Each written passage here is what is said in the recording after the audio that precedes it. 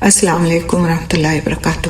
نحمدہ ونصلی علی رسولہ الکریم، اما بعد، فاعوذ باللہ من الشیطان الرجیم، بسم اللہ الرحمن الرحیم۔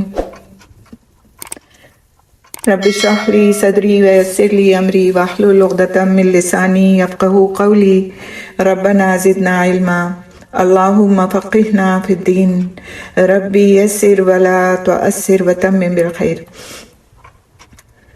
الحمدللہ پچھلے 2 دنوں سے ہم لوگ یہ پڑھ رہے تھے کہ شیطان کے ہیلے اور چالیں کس کس طرح سے انسان کو ٹریپ کرتی ہیں اور اس کی زندگی پر اثر انداز ہوتی ہیں، اس کی دنیا اور آخرت کو برباد کرتی ہیں۔ اور کل سے ہم نے شروعات کی تھی اس ٹاپک کی کہ وہ کون سے ذرائع ہیں جن کو پھر بروئے کار لا کر، جن پر عمل کر کے شیطان کے ان ہیلوں اور چالوں سے بچا جا سکتا ہے۔ تو الحمدللہ 4 پوائنٹس ہم نے کل پڑھ لیے تھے، اور چوتھا پوائنٹ اس میں یہی تھا کہ عبادت میں احسان، خصوصی طور پر نماز میں۔ تو عبادت میں احسان کا مطلب یہ ہے کہ ہر عبادت کو خوبصورتی کے ساتھ کیا جائے۔ اب فرائض ہیں ہمارے اوپر، ان کو کرنا ہی ہے، لیکن ایک ہے کہ بس ان کو کر لیا جائے اور ایک ہے کہ ان کو خوبصورتی سے کیا جائے۔ تو یہ انسان کی فطرت میں چیز ہے کہ وہ ہر چیز کو اچھائی کے ساتھ، خوبصورتی کے ساتھ کرنا چاہتا ہے۔ عبادت میں بھی اس چیز کا اہتمام کرنا چاہیے۔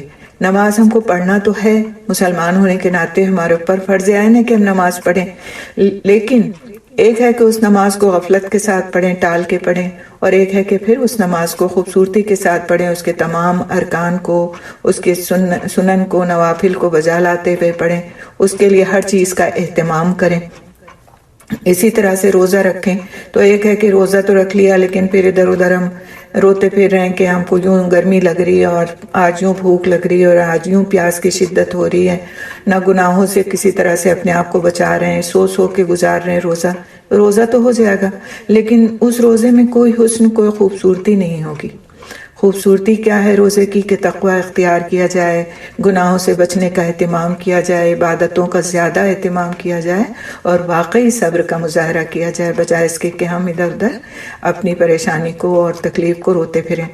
اسی طرح زکوٰۃ کا مسئلہ ہے کہ جب زکوٰۃ دی جائے تو اسے پورے دل کی خوشی کے ساتھ دیا جائے، اہتمام کے ساتھ اس کو نکالا جائے، اور اس میں دل میں یہ بات نہ آئے کہ اتنا تو میں نے زیور کو اپنے پہنا بھی نہیں، ابھی تو پورے سال لاکر ہی میں رکھا رہا، اور پھر دیکھیے سال ختم ہو گیا اور مجھے زکوٰۃ نکالنی پڑی ہے اس سونے کی۔ نہیں، شکر ادا کریں کہ اللہ تعالیٰ نے مجھے دینے والا ہاتھ دے کر کے بنایا ہے کہ میں دوسروں کو دے سکتی ہوں، مدد کر سکتی ہوں ان کی۔ تو اس طرح سے دل کی خوشی کے ساتھ زکوٰۃ نکالی جائے۔ اسی طرح حج کا معاملہ ہے کہ حج کے لیے اگر اللہ نے توفیق دیا، انسان جا رہا ہے، تو وہ پورے اس کے ارکان کو اہتمام کے ساتھ سیکھے، اور سیکھنے کے بعد جائے، تاکہ وہاں جا کر کے وہ اس کو اچھی طرح سے اپنے ہر جو بھی اس کے اوپر واجبات ہیں، جو بھی حج کے ارکان ہیں، ان کو بہت خوبصورتی سے، اچھائی سے، خوشی کے ساتھ، دل جمعی کے ساتھ ادا کر سکے، اور ان چیزوں سے اپنے آپ کو بچا سکے جو حج میں نہیں کرنا چاہیے اور جن سے حج پھر خراب ہوتا ہے اور اس کی قبولیت کے امکانات کم ہو جاتے ہیں۔ لہٰذا ہر وہ عمل سیکھ کر کے جائیں، تاکہ بعد میں پچھتاوا نہ ہو کہ مجھے معلوم نہیں تھا، اگر معلوم ہوتا تو میں یہ کر لیتی اور یہ کر لیتی۔ تو یہ سارے جو ارکان ہیں، ساری جو عبادات ہیں، ان میں حسن اور خوبصورتی ایک طرح سے شیطان کی چالوں کو ضائع کرنے کا باعث بنتے ہیں۔ کیوں؟ اس لیے کہ شیطان یہ چاہتا ہے کہ اگر بندہ عبادت کر بھی رہا ہے نا، تو اس کی عبادت کو میں خراب کرا دوں، اس میں کچھ ایسی خرابی ڈال دوں، ایسا رخنہ ڈال دوں کہ وہ اس کی عبادت مکمل نہ ہو پائے، اس میں حسن نہ آ پائے، وہ اللہ کی نظر میں قبولیت کا درجہ نہ پا پائے۔ تو یہ اس کی ایک چال ہوتی ہے۔ اور جب انسان اپنی ہر عبادت کے حسن کی فکر کرتا ہے، جیسے ہم اپنی ہر چیز کی خوبصورتی کی فکر کرتے ہیں نا، کہ ہمارا گھر ہو تو خوبصورت ہو، خوبصورت لگے، ہم خود خوبصورت لگیں، ہمارے کپڑے خوبصورت ہوں، تو اسی طرح سے عبادتوں کی خوبصورتی کی بھی فکر کرنا چاہیے کہ ہماری عبادتیں بھی خوبصورت ہوں، تاکہ اللہ تعالیٰ کی نگاہ میں ان کا ایک مقام بنے۔ تو اللہ کی رضا کے لیے اور حسن کے ساتھ عبادتوں کا کرنا گویا شیطان کی چالوں کو بیکار کر دیتا ہے، شیطان کی چالوں کو کے ٹریپ میں انسان کو آنے سے بچا لیتا ہے۔ اگلا پوائنٹ انشاءاللہ ہم دیکھیں گے، پناہ لینا اللہ کی طرف، پناہ لینا اللہ کی طرف۔ اللہ سبحانہ تعالیٰ ہی وہ ذات ہے جو بندے کو شیطان کے وسوسوں اور اس کی چالوں سے نجات دیتا ہے، تو بندے کے لیے ضروری ہے کہ وہ اللہ کی بارگاہ کی طرف دوڑے اور اس سے مدد اور نصرت اور تائید مانگے، یہاں تک کہ اس خبیث دشمن کے مقابلے پر قادر ہو جائے۔ تو اعوذ باللہ من الشیطان الرجیم ہی گویا اللہ تعالیٰ سے پناہ لینا ہے، اللہ کی طرف اور اس کی جناب میں پناہ چاہنا ہے شیطان مردود سے بچنے کے لیے۔ اور یقیناً اللہ سبحانہ تعالیٰ نے اس کتاب عزیز میں یعنی قرآن حکیم میں کئی آیات میں اس کا حکم دیا ہے، اور اسی کتاب میں اللہ سبحانہ تعالیٰ نے لوگوں کو اس کی طرف رغبت دلائی ہے۔ چنانچہ سورہ اعراف کی آیت نمبر 200 میں اللہ سبحانہ تعالیٰ فرماتے ہیں، اگر وسوسہ ڈالے تجھ کو شیطان کی طرف سے کوئی اکساہٹ، پس پناہ لو اللہ کی، بے شک وہ سننے والا جاننے والا ہے۔ اسی طرح سے سورہ ناس جو آپ پڑھتے ہیں اس کا ترجمہ اللہ سبحانہ تعالیٰ فرماتے ہیں، کہہ دیجئے کہ میں پناہ چاہتا ہوں لوگوں کے رب کی، لوگوں کے بادشاہ کی، لوگوں کے الہ کی، وسوسہ ڈالنے والے کے شر سے جو پلٹ پلٹ کر آتا ہے، وہ جو وسوسہ ڈالتا ہے لوگوں کے سینوں میں۔ اور اللہ سبحانہ تعالیٰ فرماتے ہیں، اور کہہ دیجئے اے میرے رب میں تیری پناہ چاہتا ہوں شیطانوں کی اکساہٹ سے، اور میں پناہ چاہتا ہوں کہ وہ میرے پاس حاضر ہوں۔ تو اس طرح سے جو دعائیں ہیں انشاءاللہ تعالی ہم آپ کو ایک ایپ بھی پوسٹ کریں گے، شیئر کریں گے آپ کے ساتھ، وہ ایپ بھی آپ ڈاؤن لوڈ کر لیجئے۔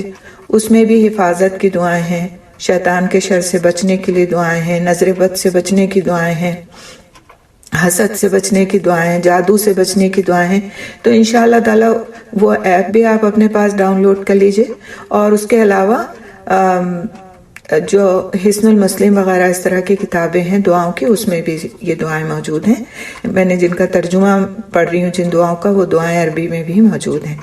آپ کو جب تک عربی نہیں یاد ہوتی آپ دیکھ کر کے پڑھ لیجئے، اور پھر کوشش کیجئے کہ ان دعاؤں کو یاد کر لیں۔ یاد کرنے سے کیا ہوگا کہ پڑھنے میں آسانی ہو جائے گی۔ آپ کے پاس اگر کسی وقت کتاب نہیں ہے، کسی وقت آپ کے پاس انٹرنیٹ نہیں ہے، آپ کا ایپ نہیں کھل رہا ہے، تو بھی آپ جو ہے دعاؤں کو پڑھ سکتے ہیں، یاد ہونے والی دعاؤں کو۔ تو اس کے دعاؤں کو یاد کرنے کا اہتمام کرنا چاہیے۔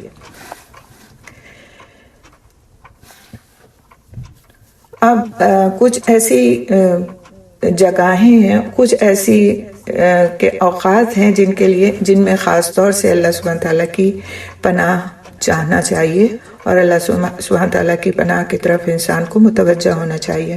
اس کے بارے میں ہم انشاءاللہ دیکھیں گے۔ نبی صلی اللہ علیہ وسلم نے بہت سی جگہوں کے بارے میں بیان فرمایا جہاں شیطان سے پناہ مانگی جاتی ہے، یعنی جہاں شیطان سے پناہ مانگی جانا چاہیے۔ تو نماز میں آپ صلی اللہ علیہ وسلم کا یہ فرمان پہلے گزر چکا ہے، جس میں آپ نے عثمان بن عفان رضی اللہ تعالیٰ عنہ سے فرمایا، وہ شیطان ہے، اس کو خنزب کہا جاتا ہے، جیسا ہم نے کل پڑھا بھی تھا، بس جب تم اس کو محسوس کرو تو اللہ کی پناہ لو اس سے بچنے کے لیے، اور دھتکارو اپنی بائیں جانب 3 مرتبہ۔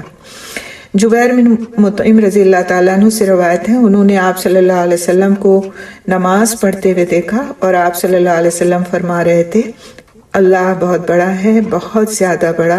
3 بار آپ صلی اللہ علیہ وسلم نے فرمایا، اور اللہ کی تعریف بہت زیادہ ہے۔ 3 مرتبہ یہ فرمایا، اور پاکی ہے اللہ کی صبح و شام 3 مرتبہ فرمایا۔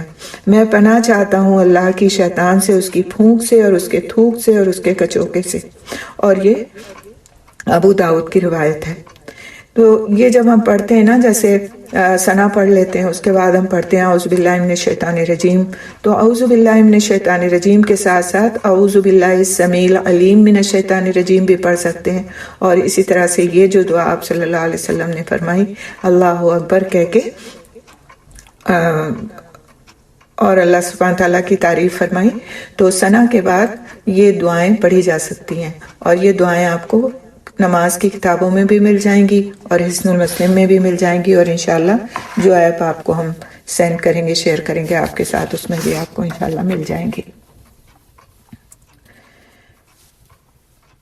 शैतान इस बात पर हरीस है कि लोगों को रोक दे। किस चीज से रोक दे? अल्लाह ताला की इबादत से, नमाज में खुशू से रोक दे। तो जब इंसान इस तरह दुआएं पढ़ लेता है तो वो फिर अल्लाह के ज़ुमान में आ जाता है और अल्लाह सुब्हानहू तआला उसको उसके खुशू में मदद फरमाते हैं, उसके नमाज के हुस्न में इजाफे में मदद फरमाते हैं। इसी तरह और किस वक्त इस्तिआज़ा पढ़ना चाहिए या औज़ु बिल्लाहि मिनश शैतानिर रजीम पढ़ना चाहिए या अल्लाह की पनाह में अपने आप को देना चाहिए? कुरान पढ़ते वक्त। अल्लाह सुब्हानहू तआला फरमाते हैं, फिर जब तुम कुरान पढ़ो तो अल्लाह की मदद तलब कर, अल्लाह की पनाह तलब कर लो शैतान मरदूद से। सूरह नमल की आयत है, आयत नंबर 98। इसलिए शैतान इस बात पर हरीस है कि लोगों को इससे रोक दे, या तो उनसे नमाज को छुड़वा दे या वो नमाज को हल्का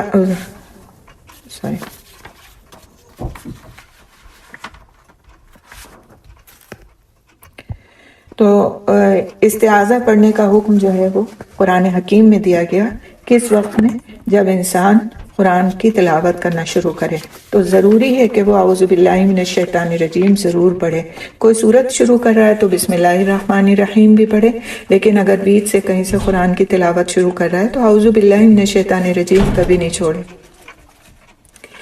फिर इसके अलावा और किन जगहों पर जाते वक्त और उन जगहों को इस्तेमाल करते वक्त औज़ु बिल्लाह और दुआएं पढ़ना चाहिए, इसके लिए मैं मसनून दुआएं सिखाई गई। बैतुल खला में जाते वक्त, यानी बैतुल खला जो है वो शैतानों के एक तरह से रहने की जगह है और उसकी दुआ ज़रूर पढ़ करके तो फिर उसमें एंटर होना चाहिए। हज़रत अनस रज़ियल्लाहु तआला अन्हु से मरवी है कि जब नबी सल्लल्लाहु अलैहि वसल्लम बैतुल खला जाने का इरादा फरमाते तो फरमाते, ऐ अल्लाह बेशक मैं तेरी पनाह चाहता हूँ जिनों और जिन्नियों से। ये दुआ जो है ना, अल्लाहुम्मा इन्नी आऊज़ु बिका मिनल खुबुसी वल खबाइसी। और ये बताया गया है कि खुब से मुराद शैतान है और खबाइस से मुराद उनकी जिन्नियां हैं, यानी फीमेल शयातीन। इसके अलावा गुस्से के वक्त सलमान बिन सर्द रज़ियल्लाहु तआला अन्हु फरमाते हैं, नबी सल्लल्लाहु अलैहि वसल्लम की मस्जिद में दो लोगों ने गाली गलौज की और हम सब आप सल्लल्लाहु अलैहि वसल्लम के पास बैठे हुए थे। उनमें से एक अपने दूसरे साथी को गाली दे रहा था गज़बनाक होकर। बस आप सल्लल्लाहु अलैहि वसल्लम ने फरमाया, बेशक मैं एक कलमा जानता हूँ, अगर वो उसको कहे अलबत्ता चला जाए वो जो वो पा रहे हैं अपने अंदर, गज़ब की आग। कौन सा कलमा है वो? मैं पनाह चाहता हूँ अल्लाह की शैतान मरदूद से बचने के लिए। और मुत्तफ़क़ुन अलैह, यानी कि बुखारी और मुस्लिम दोनों की ये रिवायत है। यानी औज़ु बिल्लाहि मिनश शैतानिर रजीम किस वक्त पढ़े इंसान? जब वो गुस्से की तकलीफ, गुस्से की आग को महसूस करे। फिर सुबह शाम आप सल्लल्लाहु अलैहि वसल्लम ने हज़रत अबू बकर रज़ियल्लाहु तआला अन्हु को सिखाया कि वो सुबह और शाम के औकात में कहें, ऐ अल्लाह पैदा करने वाले आसमान और ज़मीन के, जानने वाले गैब और हाजिर के, तेरे सिवा कोई इलाह नहीं जो हर चीज़ का रब है और उसका मालिक है, और ये कि मैं इर्तिकाब करूं अपने नफ्स पर किसी बुराई का या मैं किसी मुसलमान की तरफ उसे,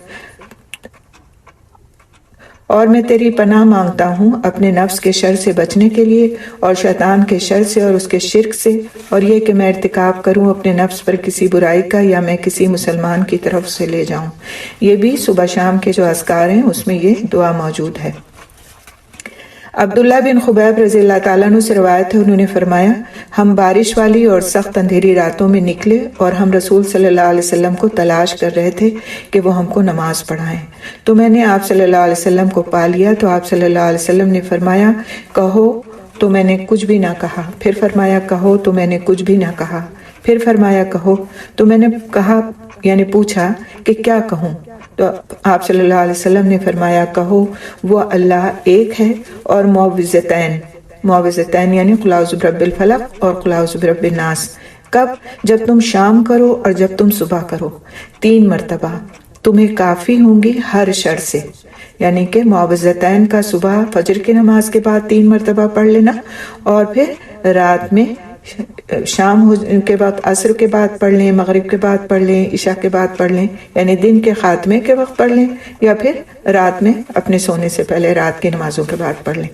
اور فرمایا آپ صلی اللہ علیہ وسلم نے، جس نے بھی کہا اللہ سبحانہ تعالیٰ کے نام کے ساتھ کہ نہیں نقصان دیتی اس کے نام کے ساتھ کوئی بھی چیز زمین میں اور نہ آسمان میں، اور وہ سننے والا اور جاننے والا ہے، 3 بار، نہیں پہنچے گی اس کو کوئی بھی اچانک بلا یہاں تک کہ صبح ہو جائے، اور جو اس کو صبح کے وقت کہے تو نہیں پہنچے گی اس کو کوئی اچانک مصیبت حتیٰ کہ وہ شام کرے۔ اور یہ بھی حفاظت کی دعاؤں کے ٹاپک سے جو دعائیں دی ہوئی ہیں اس میں انشاءاللہ آپ کو مل جائے گی، اور ہو سکتا ہے آپ پڑھتے بھی ہوں، میں نے تو ترجمہ پڑھا ہے اس کا۔ بسم اللہ الذی لا یضر مع اسمہ شیء فی الارض ولا فی السماء وہو السمیع العلیم۔ اور یہ دعا جو ہے جب بھی انسان کسی ویران جگہ پر، کھلی جگہ پر، ہائی وے کے اطراف میں، جیسے کبھی ہم اپنی کسی ضرورت کے لیے گاڑی سے اتر کے کسی ایسی جگہ پر کوئی کام کر رہے ہوتے ہیں، نماز پڑھ رہے ہوتے ہیں، یا کوئی بھی اور دوسرا ایسا کام ہم کو لگ جاتا ہے کہ ہمیں ہائی وے کے سائڈ میں گاڑی روکنی پڑتی ہے اور پھر ہم اتر کے اپنا کام کرتے ہیں، ویران جگہ ہے اور ہم نے کبھی ہماری کوئی واقفیت نہیں ہے اس جگہ سے، یا کسی ہوٹل میں جا کر کے ہم رکتے ہیں، ہر طرف لوگ تو ہیں لیکن ہمارے لیے ایک نئی جگہ ہے وہ، تو وہاں پر اترنے کے بعد اگر بندہ دن میں دن کے وقت اترے اور 3 بار یہ دعا پڑھ لے، بسم اللہ الذی لا یضر مع اسمہ شیء فی الارض ولا فی السماء وہو السمیع العلیم، تو کیا بات کہی گئی کہ جو اس کو صبح کے وقت پہنچے اس کو کوئی دن بھر کوئی اس طرح کی مصیبت نہیں پہنچے گی، اور جو شام کے وقت کہے اس کو پھر رات میں اس طرح کی کوئی مصیبت نہیں پہنچے گی کہ اچانک بلا کی صورت میں کوئی مصیبت اس کو پہنچے۔ تو یہ بہت چھوٹی سی دعا ہے، بسم اللہ الذی لا یضر مع اسمہ شیء فی الارض ولا فی السماء۔ خود بھی یاد کریں، بچوں کو بھی یاد کرائیں، اور اس کی عادت ڈالیں کہ صبح بھی بچے پڑھیں اور پھر شام کے وقت بھی اس کو ضرور پڑھیں۔ اللہ تعالیٰ ہر طرح سے حفاظت فرمانے والے ہیں۔ حضرت ابو ہریرہ رضی اللہ تعالیٰ عنہ سے روایت ہے کہ حضرت ابو ہریرہ رضی اللہ تعالیٰ عنہ نے آپ صلی اللہ علیہ وسلم سے عرض کیا کہ مجھے کسی چیز کا حکم دیجئے جسے میں صبح شام کہا کروں، تو آپ صلی اللہ علیہ وسلم نے فرمایا، کہو اے اللہ تو پیدا کرنے والا ہے آسمان و زمین کا، جاننے والا ہے غیب و حاضر کا، ہر چیز کا رب اور مالک، میں گواہی دیتا ہوں کہ تیرے سوا کوئی الہ نہیں، میں تیری پناہ چاہتا ہوں اپنے نفس کے شر سے اور شیطان اور اس کے شریکوں کے شر سے بچنے کے لیے۔ فرمایا اسے کہو جب تم صبح کرو اور جب تم شام کرو اور جس وقت تم بستر پر آؤ۔ یہ ابو داؤد کی روایت ہے۔ تو یہ جو دعائیں ہیں یہ صبح کی دعائیں، صبح کے اذکار اور شام کے اذکار میں شامل دعائیں ہیں، اور جب ہم صبح کے اذکار کرتے ہیں، شام کے اذکار کرتے ہیں، پابندی کے ساتھ کرتے ہیں، تو اس طرح ہم اللہ سبحانہ تعالیٰ کی پناہ میں آ جاتے ہیں اور شیطان کے شر سے ہماری حفاظت ہوتی ہے۔ پھر کسی جگہ اترتے وقت ان کی دعائیں بتائی گئیں۔ خولہ بنت حکیم رضی اللہ تعالیٰ عنہ فرماتی ہیں کہ جو کسی جگہ اترے وہ کہے، میں پناہ چاہتا ہوں اللہ تعالیٰ کے تمام کلمات کی ہر اس چیز کے شر سے جو اس نے پیدا کی، نہ نقصان دے گی اس کو کوئی چیز یہاں تک کہ وہ وہاں سے یعنی اس مقام سے چل پڑے۔ اسی طرح گدھے کے ریکنے اور کتے کے بھونکنے کے وقت بھی ابو ہریرہ رضی اللہ تعالیٰ عنہ سے مروی روایت کے ذریعے سے ہم سیکھیں گے کہ آپ صلی اللہ علیہ وسلم نے کیا سکھایا، کہ آپ صلی اللہ علیہ وسلم نے فرمایا جب تم مرغ کی اذان کی آواز سنو تو اللہ سے اس کا فضل مانگو کیونکہ اس نے فرشتے کو دیکھا ہے، اور جب تم گدھے کی آواز سنو تو اللہ کی پناہ مانگو شیطان مردود سے کیونکہ اس نے شیطان کو دیکھا ہے۔ متفق علیہ۔ حضرت جابر رضی اللہ تعالیٰ عنہ سے روایت ہے کہ آپ صلی اللہ علیہ وسلم نے فرمایا جب تم کتوں کے بھونکنے کو سنو اور گدھے کے ریکنے کو رات کے وقت تو اللہ کی پناہ طلب کرو کیونکہ وہ دیکھتے ہیں جو تم نہیں دیکھتے۔ ابو احمد اور داؤد کی روایت ہے۔ تو اعوذ باللہ من الشیطان الرجیم کا جو ہے ورد، آپ دیکھیں کتنے بھونک رہے ہوتے ہیں کتے سڑک پہ، اسپیشلی آپ دیکھیں کہ آپ نوٹس کر لیجئے اس بات کو کہ جب صبح فجر کی اذان ہوتی ہے اس وقت کتوں کے بھونکنے کی ایک جس کو کہتے ہیں لامتناہی سلسلہ شروع ہو جاتا ہے۔ تو اس وقت جو ہے اعوذ باللہ من الشیطان الرجیم پڑھنا چاہیے اور اپنے آپ کو اللہ سبحانہ تعالیٰ کی پناہ میں دینا چاہیے۔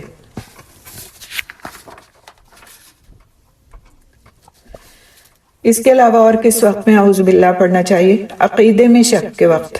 حضرت ابو ہریرہ رضی اللہ تعالیٰ عنہ سے روایت ہے کہ آپ صلی اللہ علیہ وسلم نے فرمایا، شیطان آتا ہے تم میں سے کسی ایک کے پاس، پھر کہتا ہے اس کو کس نے پیدا کیا، اس کو کس نے پیدا کیا، حتیٰ کہ وہ کہتا ہے تمہارے رب کو کس نے پیدا کیا۔ تو جب یہاں تک بات پہنچ جائے تو چاہیے کہ اللہ سبحانہ تعالیٰ کی پناہ لے لے اور چاہیے کہ یہیں رک جائے، اس سے آگے سوچنا چھوڑ دے۔ یعنی فوراً جیسے ہی اس طرح کا کوئی بد خیال دل کے اندر پیدا ہو، فوراً اللہ سبحانہ تعالیٰ کی پناہ میں آ جائے انسان۔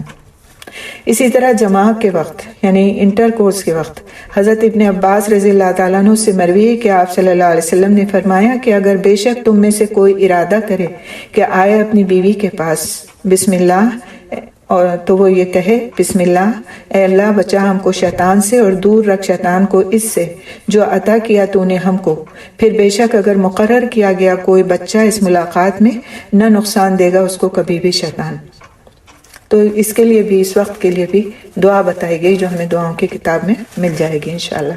سوتے وقت حضرت عائشہ رضی اللہ تعالیٰ عنہ سے مروی ہے کہ آپ صلی اللہ علیہ وسلم جب اپنے بستر پر تشریف لاتے تھے تو معوذات یعنی قل اعوذ برب الفلق اور قل اعوذ برب الناس پڑھ کر اپنے دونوں ہاتھوں پر دم کرتے تھے اور ان دونوں ہاتھوں کو اپنے جسم پر پھیر لیتے تھے، بخاری کی روایت ہے۔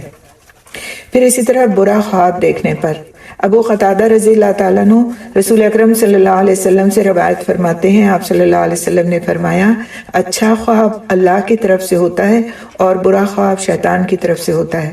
تو جس نے کوئی برا خواب دیکھا پھر ناپسند کیا اس میں سے کسی چیز کو تو چاہیے کہ دھتکار دے اپنے بائیں جانب اور چاہیے کہ پناہ لے شیطان مردود سے، تو نہیں نقصان دے سکے گا اس کو اور کسی کو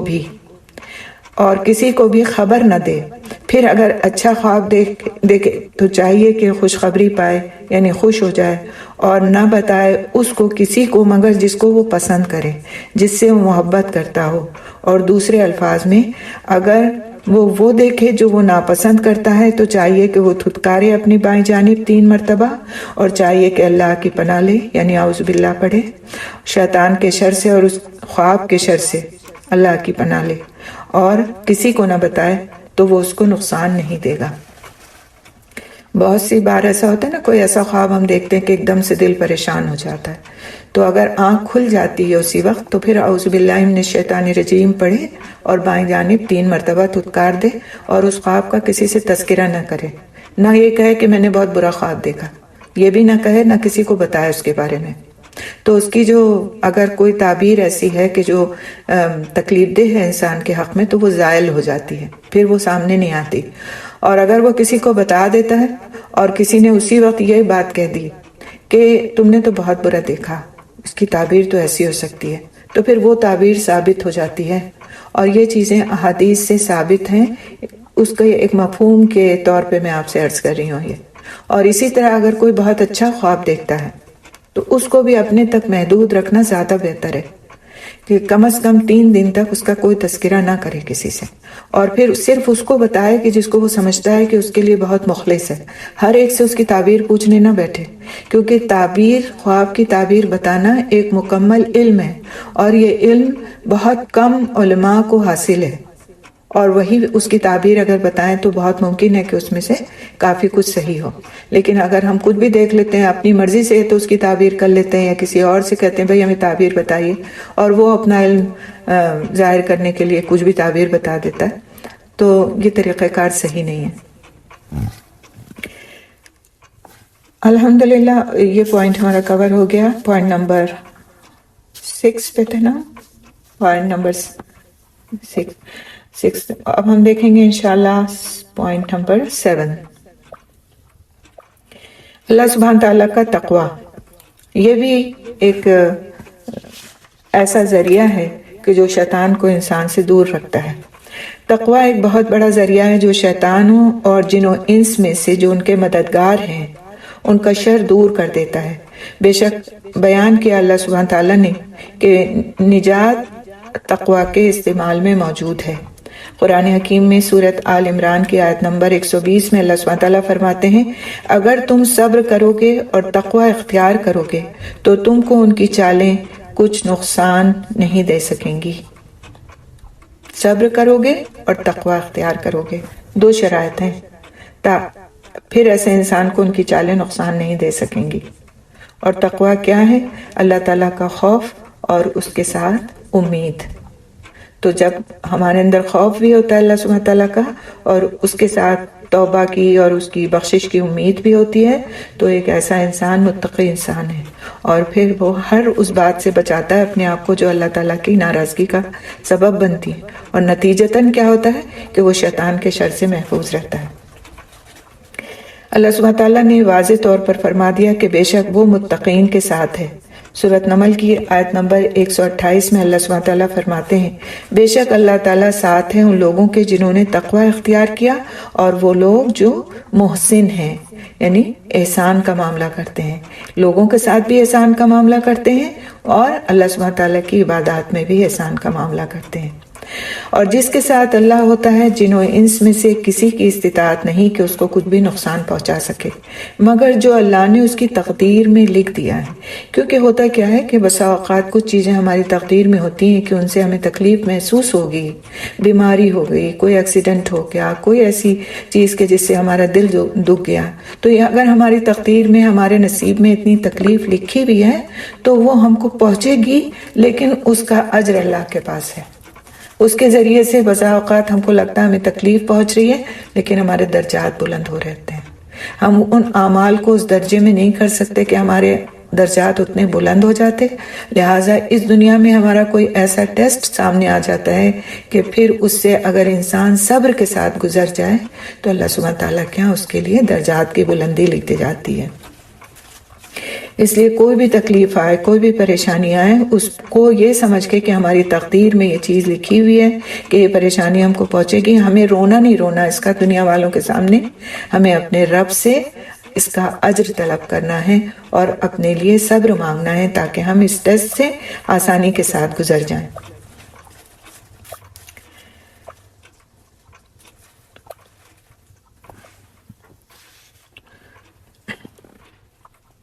نبی صلی اللہ علیہ وسلم نے فرمایا، اللہ کی حفاظت کرو، وہ تمہاری حفاظت کرے گا۔ اللہ کی حفاظت سے کیا مراد ہے؟ یعنی اللہ کے دین اور اس کے احکامات کی حفاظت کرو۔ اللہ کی حفاظت کرو تو تم اس کو اپنے سامنے پاؤ گے۔ اور اللہ کی حفاظت سے مطلب کیا ہے کہ اللہ سبحانہ تعالیٰ کو ہماری حفاظت کی ضرورت ہے؟ نہیں، اس کے دین کی حفاظت کرو، اس کے احکامات کی حفاظت کرو، تو پھر اللہ سبحانہ تعالیٰ کو تم اپنے ساتھ پاؤ گے، اپنے سامنے پاؤ گے، اپنے قریب پاؤ گے، اور وہ تمہاری حفاظت کرے گا۔ بس تقویٰ والے وہ لوگ ہیں جو انس و جن کے شیطانوں سے نجات پانے والے ہیں، اور وہی ہیں جو دنیا اور آخرت کی کامیابی اور فلاح و سعادت پانے والے ہیں۔ اللہ عز و جل نے فرمایا، پس صبر کرو، بے شک انجام متقین کے لیے ہے۔ سورہ ہود کی آیت نمبر 49۔ کیا؟ پس صبر کرو، بے شک انجام متقین کے لیے ہے، یعنی اچھا انجام متقین کے لیے ہے۔ اگلا پوائنٹ ہم دیکھیں گے انشاءاللہ، اللہ تعالیٰ کا ذکر۔ یہ اللہ تعالیٰ کا ذکر بھی جو ہے وہ شیطان کے ہیلوں اور اس کی چالوں سے بچانے کا ایک بہترین ذریعہ ہے۔ بے شک اللہ سبحانہ تعالیٰ کا ذکر سب سے بڑا اسلحہ ہے جس کے ذریعے انسان پناہ لیتا ہے شیطان سے۔ انسان پناہ لیتا ہے شیطان سے۔ اللہ عز و جل فرماتے ہیں سورہ بقرہ کی آیت نمبر 152 میں، تم مجھے یاد رکھو، میں تمہیں یاد رکھوں گا۔ تو جس کو اللہ سبحانہ تعالیٰ یاد رکھے، کیا اسے کوئی اذیت پہنچ سکتی ہے؟ اس کو کوئی بہکا سکتا ہے؟ اس کے لیے شیطان کی چالیں کارآمد ہو سکتی ہیں؟ کیونکہ جو اللہ کی حفاظت میں آ گیا، فَاذْكُرُونِی أَذْكُرْكُمْ، بس تم میرا ذکر کرو، میں تمہیں یاد رکھوں گا۔ وَاشْكُرُوا لِی وَلَا تَکْفُرُونَ۔ کیسے خوش نصیبی کی بات ہے کہ جس کو اس کا رب یاد کرے، اور اس کی خوش بختی کا کیا کہنا۔ اللہ تبارک تعالیٰ بے شک وہ یاد کرتا ہے اس کو، یعنی ذکر کرنے والے بندے کو، مدد، تائید، حفاظت، رعایت، معیت اور کفایت کے ساتھ، ہر اس چیز سے جو انسان کو تکلیف دیتی ہے اور غمگین کرتی ہے۔ اللہ سبحانہ تعالیٰ اس کی مدد فرماتے ہیں، کیسے شخص کی جو اس کو یاد کرتا ہے۔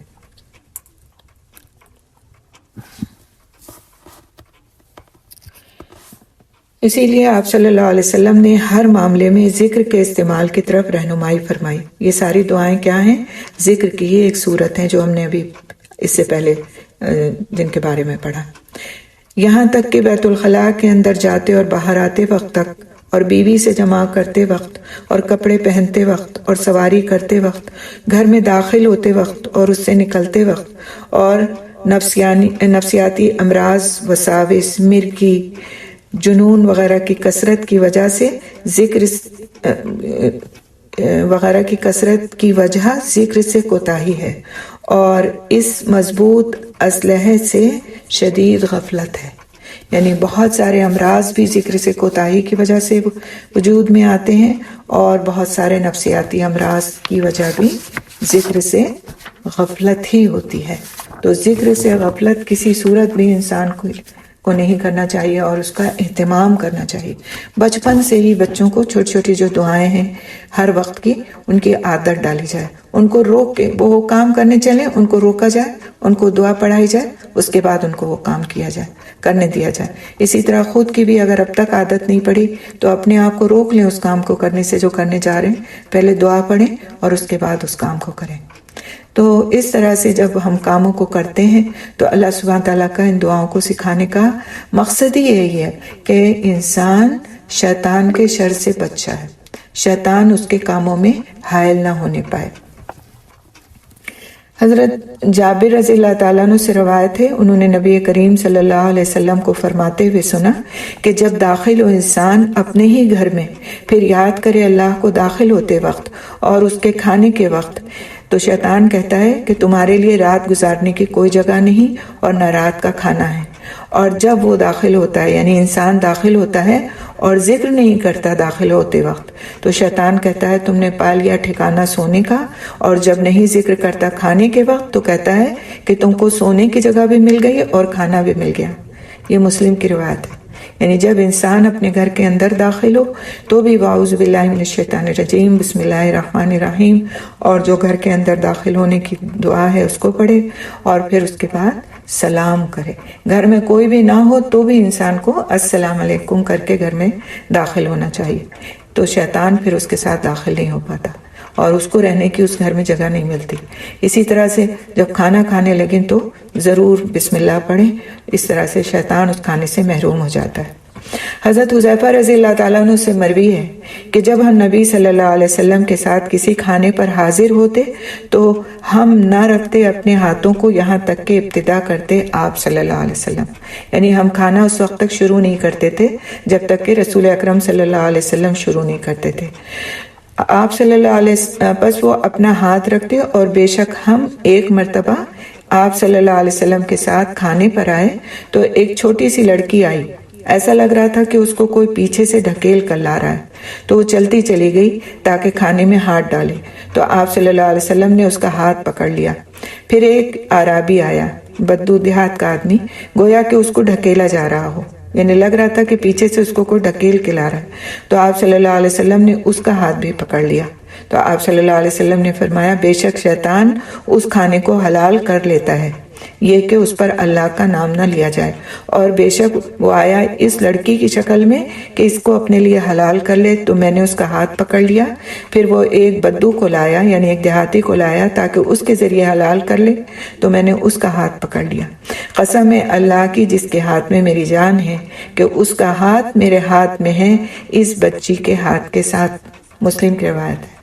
یعنی اس وقت آپ صلی اللہ علیہ وسلم نے جو ہاتھ پکڑ لیا تھا وہ بچی کی شکل میں شیطان تھا. تو بسا اوقات کیا ہوتا ہے کہ ہمارے سامنے اس طرح کا اگر معاملہ کبھی نہیں آتا، لیکن ہوتا کہ میز پہ کھانا رکھا، بچے آئے اور انہوں نے فوراً شروع کر دیا کھانا کھانا. تو وہ شیطان تو نہیں ہوتے، لیکن چونکہ وہ کھانے کو بغیر اللہ کا نام لیے شروع کر دیتے ہیں، وہ اس کھانے میں بے برکتی ہوتی ہے، اس کھانے میں شیطان شریک ہو جاتا ہے. اسی لیے دیکھیے آپ، ہمارے بڑوں نے ہم کو کیا بات سکھائی کہ جب بیٹھو کھانا کھانے کے لیے تو ہاتھ دھو کر کے بیٹھو، بسم اللہ کرو، اور پھر بڑوں سے کھانا شروع کیا جائے.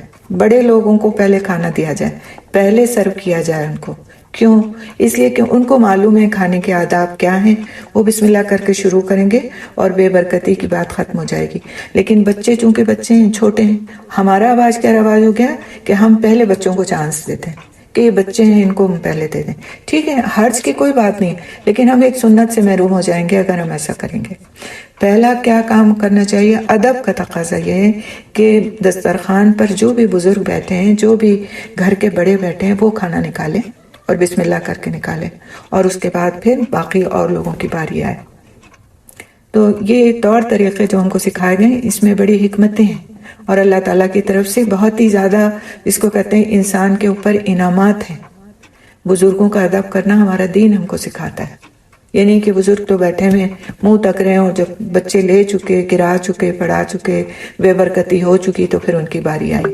نہیں، کہیں بھی کوئی محفل ہو، دعوت ہو، پہلے بزرگوں کو پوچھیں، پہلے بڑوں کو پوچھیں، پہلے ان کو سرو کریں، اور اس کے بعد پھر دوسروں کی باری لائیں۔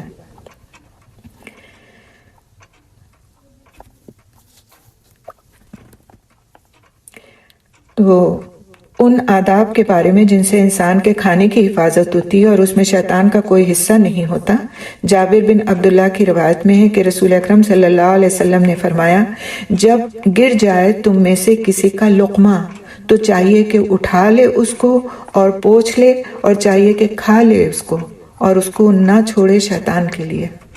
یعنی اس طرح کا کوئی لقمہ جس میں کوئی ایسی چیز نہ لگی ہو جو آپ کی صحت کے لیے مضر ہو جائے، جیسے گیلی جگہ پر گر گیا، یا کوئی نجاست لگ گئی اس کے اندر، یا کوئی اس طرح کی بات، تب تو ٹھیک ہے، اس کو آپ نہ کھائیں۔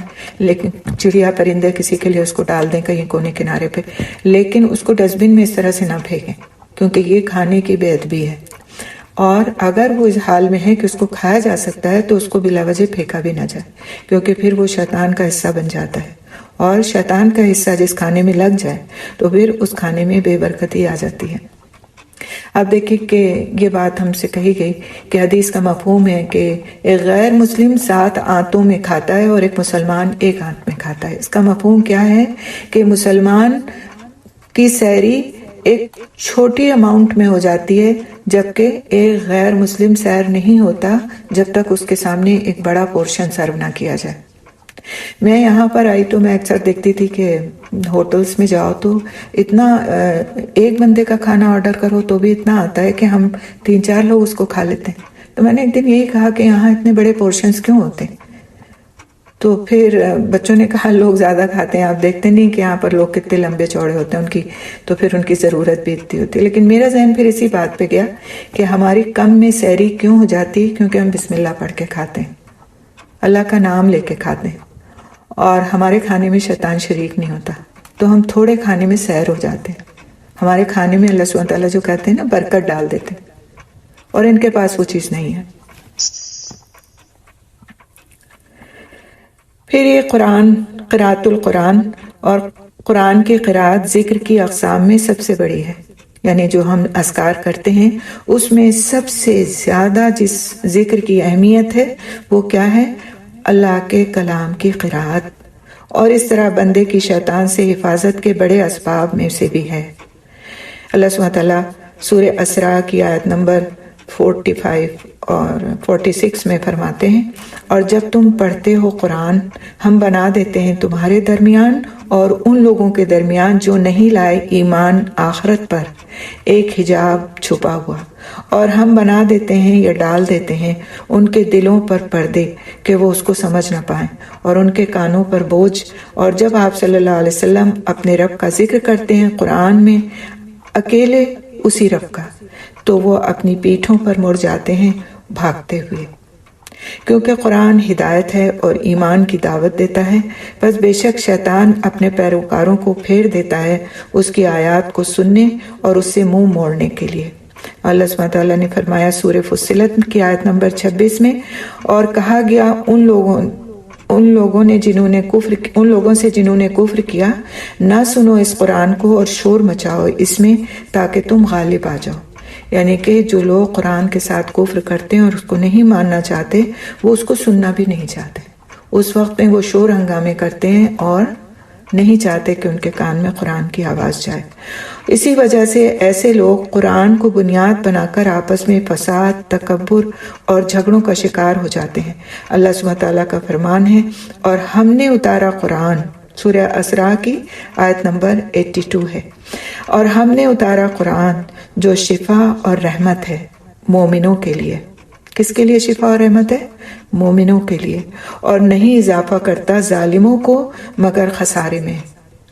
یعنی وہ لوگ جو ظلم کرتے ہیں، ظلم کا مطلب کیا ہے؟ کفر کرتے ہیں، شرک کرتے ہیں، قرآن کو سننا نہیں چاہتے، تو پھر نہ ان کے لیے قرآن شفا ہے، نہ پھر ان کے لیے قرآن رحمت ہے۔ لیکن جو مومن ہے، جو قرآن کو سنتا ہے، قرآن سے اپنے لیے رہنمائی لینا چاہتا ہے، اس کے لیے قرآن شفا بھی ہے اور رحمت بھی ہے۔ اور مسلمانوں کے لیے الحمدللہ یہ اللہ تعالیٰ کی بہت بڑی نعمت ہے۔ نبی صلی اللہ علیہ وسلم کی حدیث ہے کہ بے شک شیطان قرآن کی قرأت کو ناپسند کرتا ہے اور اس سے بھاگتا ہے۔ ابو ہریرہ رضی اللہ تعالیٰ عنہ سے روایت ہے کہ رسول اکرم صلی اللہ علیہ وسلم نے فرمایا، نہ تم بناؤ اپنے گھروں کو مقبرے، بے شک شیطان بھاگ جاتا ہے اس گھر سے جس میں سورہ بقرہ پڑھی جاتی ہے۔ اور فرمایا آپ صلی اللہ علیہ وسلم نے، جس نے پڑھی 2 آیات آخری سورہ بقرہ سے کسی رات میں، وہ 2 آیتیں اس کو کافی ہو جائیں گی۔ متفق علیہ، یعنی بخاری اور مسلم دونوں کی یہ حدیث ہے۔ یعنی وہ شیطان سے اس کو کافی ہو جائیں گی۔ یعنی جو کوئی سورہ بقرہ کی آخر کی 2 آیتیں رات کو پڑھ کر کے سوئے گا تو اس کے لیے انشاءاللہ باذن اللہ شیطان سے حفاظت ہو جائے گی پوری رات کے لیے۔ اور جس گھر میں سورہ بقرہ پڑھی جاتی ہے اس گھر سے شیطان بھاگ جاتا ہے۔ کوشش کریں کہ سورہ بقرہ کو دھیرے دھیرے دھیرے دھیرے ایک ایک آیت کر کے پورا حفظ کر لیں۔ آپ کہیں یہ تو بہت بڑا کام آپ نے بتا دیا۔ بڑا کام لگتا ہے ہمیں دیکھنے میں، لیکن اس کا اگر ہم اجر دیکھیں اور اس کے ہم فضائل دیکھیں اور اس کی ہم برکتیں دیکھیں تو ہم کبھی پیچھے نہیں ہٹیں گے کہ ہم اس کو حفظ نہ کر لیں۔ ایک ایک آیت کو باندھ لیں۔ اگر آپ نے ہفتے میں بھی ایک آیت یاد کر لی، آپ نے 10 دن میں بھی ایک آیت یاد کر لی، تو آپ سمجھیں کہ آپ نے بڑا کام کیا۔ کیونکہ جب آپ وہ آیت یاد کریں گے نا تو اس کو پڑھیں گے کتنی بار، اس کو سنیں گے کتنی بار، تو اس طرح سے اس کا پڑھنا اور سننا سب ملا کے انشاءاللہ باذن اللہ ہمارے گھروں کے اندر یہ سورت پڑھی جانے لگے گی مستقلاً طور پر ہمارے گھر میں، یا کہیں پہ سنی جا رہی ہوگی، کہیں پر پڑھی جا رہی ہوگی۔ اور دھیرے دھیرے ایک وقت ایسا آئے گا کہ انشاءاللہ آپ سورہ بقرہ کو اس طرح پڑھیں گے اتنی آسانی سے جیسے آپ انشاءاللہ باذن اللہ قل هو اللہ پڑھتے ہیں، قل اعوذ برب الفلق اور قل اعوذ برب الناس پڑھتے ہیں، یا آپ کی زبانوں پر جاری ہو جائے گی۔ آپ دیکھیں کہ کتنی بڑی فضیلت ہے اس کی۔ شیطان بھاگ جاتا ہے اس گھر سے، رہ نہیں سکتا اس گھر میں جہاں سورہ بقرہ پڑھی جاتی ہے۔ لوگ سوال کرتے ہیں کہ ہم لگا کے رکھ لیں کیسے؟ تو کافی ہے سورہ بقرہ میں کہا۔ ٹھیک ہے آپ کے گھر میں ایک قاری پڑھ رہا ہے، دوسرا کوئی پڑھ رہا ہے، آواز آ رہی ہے، ٹھیک ہے، اس میں حرج کی کوئی بات نہیں ہے، لیکن آپ یہ بتائیے کہ جب کوئی مرض ہوتا ہے انسان کو کہ دوا وہ خود کھاتا ہے یا دوسروں کو کھلا رہا ہوتا ہے، یا دوسروں سے کہتا ہے تم کھا لو اور فائدہ مجھے ہو جائے؟ تو اپنی شفا چاہیے نا، اپنے گھر کی حفاظت چاہیے، تو ہمیں خود محنت کرنی چاہیے اس کے لیے۔ کون دوسرا کب تک آ کر کے ہمارے گھر کی صفائی طہارت کرتا رہے گا جب تک ہم خود نہ کھڑے ہوں گے اس کے لیے؟ تو کاموں میں شارٹ کٹس کو ڈھونڈنا بند کر دیں، محنت کرنے کی عادت ڈالیں، غفلت کی زندگی سے نکلنے کی کوشش کریں۔ یہ جو ہماری عادت ہے نا، ہر کام ہم دوسروں کے سپرد کر دیتے ہیں، ہمارے لیے دعا کر دیجیے گا، ہمارے لیے فلاں کام کر دیجیے گا، ہمارے لیے پڑھ کر کے دم کر دیجیے گا، سب کام آپ کر دیجیے ہمارے لیے، ہم خود کچھ نہ کریں۔ حرج نہیں ہے ان کاموں میں، نہ پڑھ کے دم کرانے میں کوئی حرج ہے، نہ کسی سے دعا کے لیے کہنے میں کوئی حرج ہے، لیکن انسان سوچے تو کہ ہم اپنے لیے خود سے کیا کر رہے ہیں۔ ہم کیا اس لائق ہوں گے کہ ہم دوسروں کے لیے کریں؟ کب تک دوسرے ہی صرف ہمارے لیے کرتے رہیں گے؟ اور پھر اس کی لاپرواہی کی ایک عادت سی اور ان چیزوں کی اہمیت کے کم ہو جانے کی ایک عادت سی پھر بن جاتی ہے۔ حضرت ابو ہریرہ رضی اللہ تعالیٰ عنہ فرماتے ہیں کہ مجھے آپ صلی اللہ علیہ وسلم نے رمضان کی زکوٰۃ کی حفاظت کے لیے مقرر فرمایا۔ پہلے کیا ہوتا تھا کہ بیت المال ہوتا تھا اور اس میں پھر زکوٰۃ کی رقم جمع کی جاتی تھی اور پھر وہ اسلامی حکومت کی طرف سے ضرورت مندوں کو تقسیم کی جاتی تھی۔ تو اس کا ایک واقعہ ہے اور یہ بہت سبق آموز واقعہ ہے، اور جس سے ہمیں آیت الکرسی کی فضیلت پتہ چلتی ہے، خاص طور سے سوتے وقت۔ تو حضرت ابو ہریرہ رضی اللہ تعالیٰ عنہ فرماتے ہیں کہ مجھے آپ صلی اللہ علیہ وسلم نے رمضان کی زکوٰۃ کی حفاظت کے لیے مقرر فرمایا، تو میرے پاس ایک آنے والا آیا اور کھانے کے لیے لب بھرنا شروع کر دیے۔ یعنی ایک شخص آیا اور اس نے ہاتھوں سے جو اناج تھا تقسیم کیے جانے کے لیے اس میں سے ہاتھ بھر بھر کے نکالنا شروع کر دیا۔ تو میں نے اسے پکڑ لیا اور کہا کہ میں تجھ کو ضرور رسول صلی اللہ علیہ وسلم کے پاس لے کر جاؤں گا، یعنی تم چوری سے لے جا رہے ہو نا یہ مال، زکوٰۃ کا جو یہاں پر رکھا ہے تم چوری کر رہے ہو، تو میں تمہیں رسول صلی اللہ علیہ وسلم کے پاس ضرور لے کر جاؤں گا۔ تو وہ بولا کہ میں ضرورت مند ہوں اور مجھ پر اہل و عیال کا بوجھ ہے اور مجھے شدید ضرورت ہے۔ وہ فرماتے ہیں تو میں نے اسے چھوڑ دیا۔ پھر صبح ہوئی تو آپ صلی اللہ علیہ وسلم نے فرمایا، ابو ہریرہ کل تمہارے قیدی نے کیا کیا؟ آپ صلی اللہ علیہ وسلم کو پتہ چل گیا کہ ایسے ایسے کوئی شخص آیا تھا۔ تو میں نے کہا کہ اس نے مجھ سے سخت حاجت اور عیالداری کا شکوہ کیا، تو میں نے اس پر رحم کیا اور اسے جانے دیا۔ آپ صلی اللہ علیہ وسلم نے فرمایا اس نے جھوٹ بولا اور وہ پھر لوٹے گا، میں سمجھ گیا کہ وہ عنقریب واپس آئے گا آپ صلی اللہ علیہ وسلم کے بتانے کی وجہ سے۔ تو بے شک وہ عنقریب واپس آئے گا۔ جب میں نے یہ سوچا تو میں نے اس کی نگرانی کی، یعنی گھات لگائی۔ پس وہ آیا اور پھر وہی کرنے لگا، تو میں نے اس کو پکڑ لیا اور میں نے کہا کہ میں تم کو ضرور لے جاؤں گا رسول صلی اللہ علیہ وسلم کے پاس۔ تو وہ کہنے لگا کہ مجھے چھوڑ دو کیونکہ میں محتاج ہوں اور عیالدار ہوں، میں اب واپس نہیں آؤں گا۔ بس میں نے اس پہ رحم کیا، اس کا راستہ چھوڑ دیا۔ پھر صبح ہوئی تو آپ صلی اللہ علیہ وسلم نے مجھ سے فرمایا، اے ابو ہریرہ تمہارے قیدی نے کیا کیا؟ میں نے کہا، اے اللہ کے رسول، اس نے مجھ پر شدید عیالداری اور حاجت بیان کی تو میں نے اس پر رحم کیا اور اس کو جانے دیا۔ آپ صلی اللہ علیہ وسلم نے فرمایا، خبردار، بے شک اس نے تم سے جھوٹ بولا، وہ ضرور واپس آئے گا۔ تو تیسری بار میں نے اس کی نگرانی کی، وہ آیا اور کھانے کی لپیں بھرنے لگا۔ میں نے اسے پکڑ لیا اور کہا میں تمہیں رسول صلی اللہ علیہ وسلم کے پاس ضرور لے جاؤں گا اور یہ 3 بار میں سے آخری بار ہے۔ بے شک تم دعویٰ کرتے ہو کہ نہیں آؤ گے، پھر آ جاتے ہو۔ کہنے لگا مجھے چھوڑ دو، میں تمہیں چند کلمات سکھاؤں گا۔ کیا کہا؟ میں تمہیں چند کلمات سکھاؤں گا اور اللہ تعالیٰ تم کو ان سے فائدہ دے گا۔ میں نے کہا وہ کیا ہے؟ وہ بولا، جب تم اپنے بستر کی طرف آؤ تو آیت الکرسی پڑھو، تو بے شک ہمیشہ تم پر اللہ کی طرف سے ایک حفاظت کرنے والا مقرر رہے گا، یعنی ایک فرشتہ مقرر رہے گا، اور شیطان ہرگز تمہارے قریب نہیں آئے گا یہاں تک کہ صبح ہو جائے۔ تو میں نے اسے جانے دیا۔ پھر صبح ہوئی تو آپ صلی اللہ علیہ وسلم نے مجھ سے پوچھا، تمہارے قیدی نے کل کیا کیا؟ تو میں نے کہا کہ یا رسول صلی اللہ علیہ وسلم، اس نے دعویٰ کیا ہے کہ وہ مجھ کو کچھ ایسے کلمات سکھائے گا کہ ان کے ذریعے اللہ تعالیٰ مجھ کو فائدہ دے گا، تو میں نے اس کو جانے دیا۔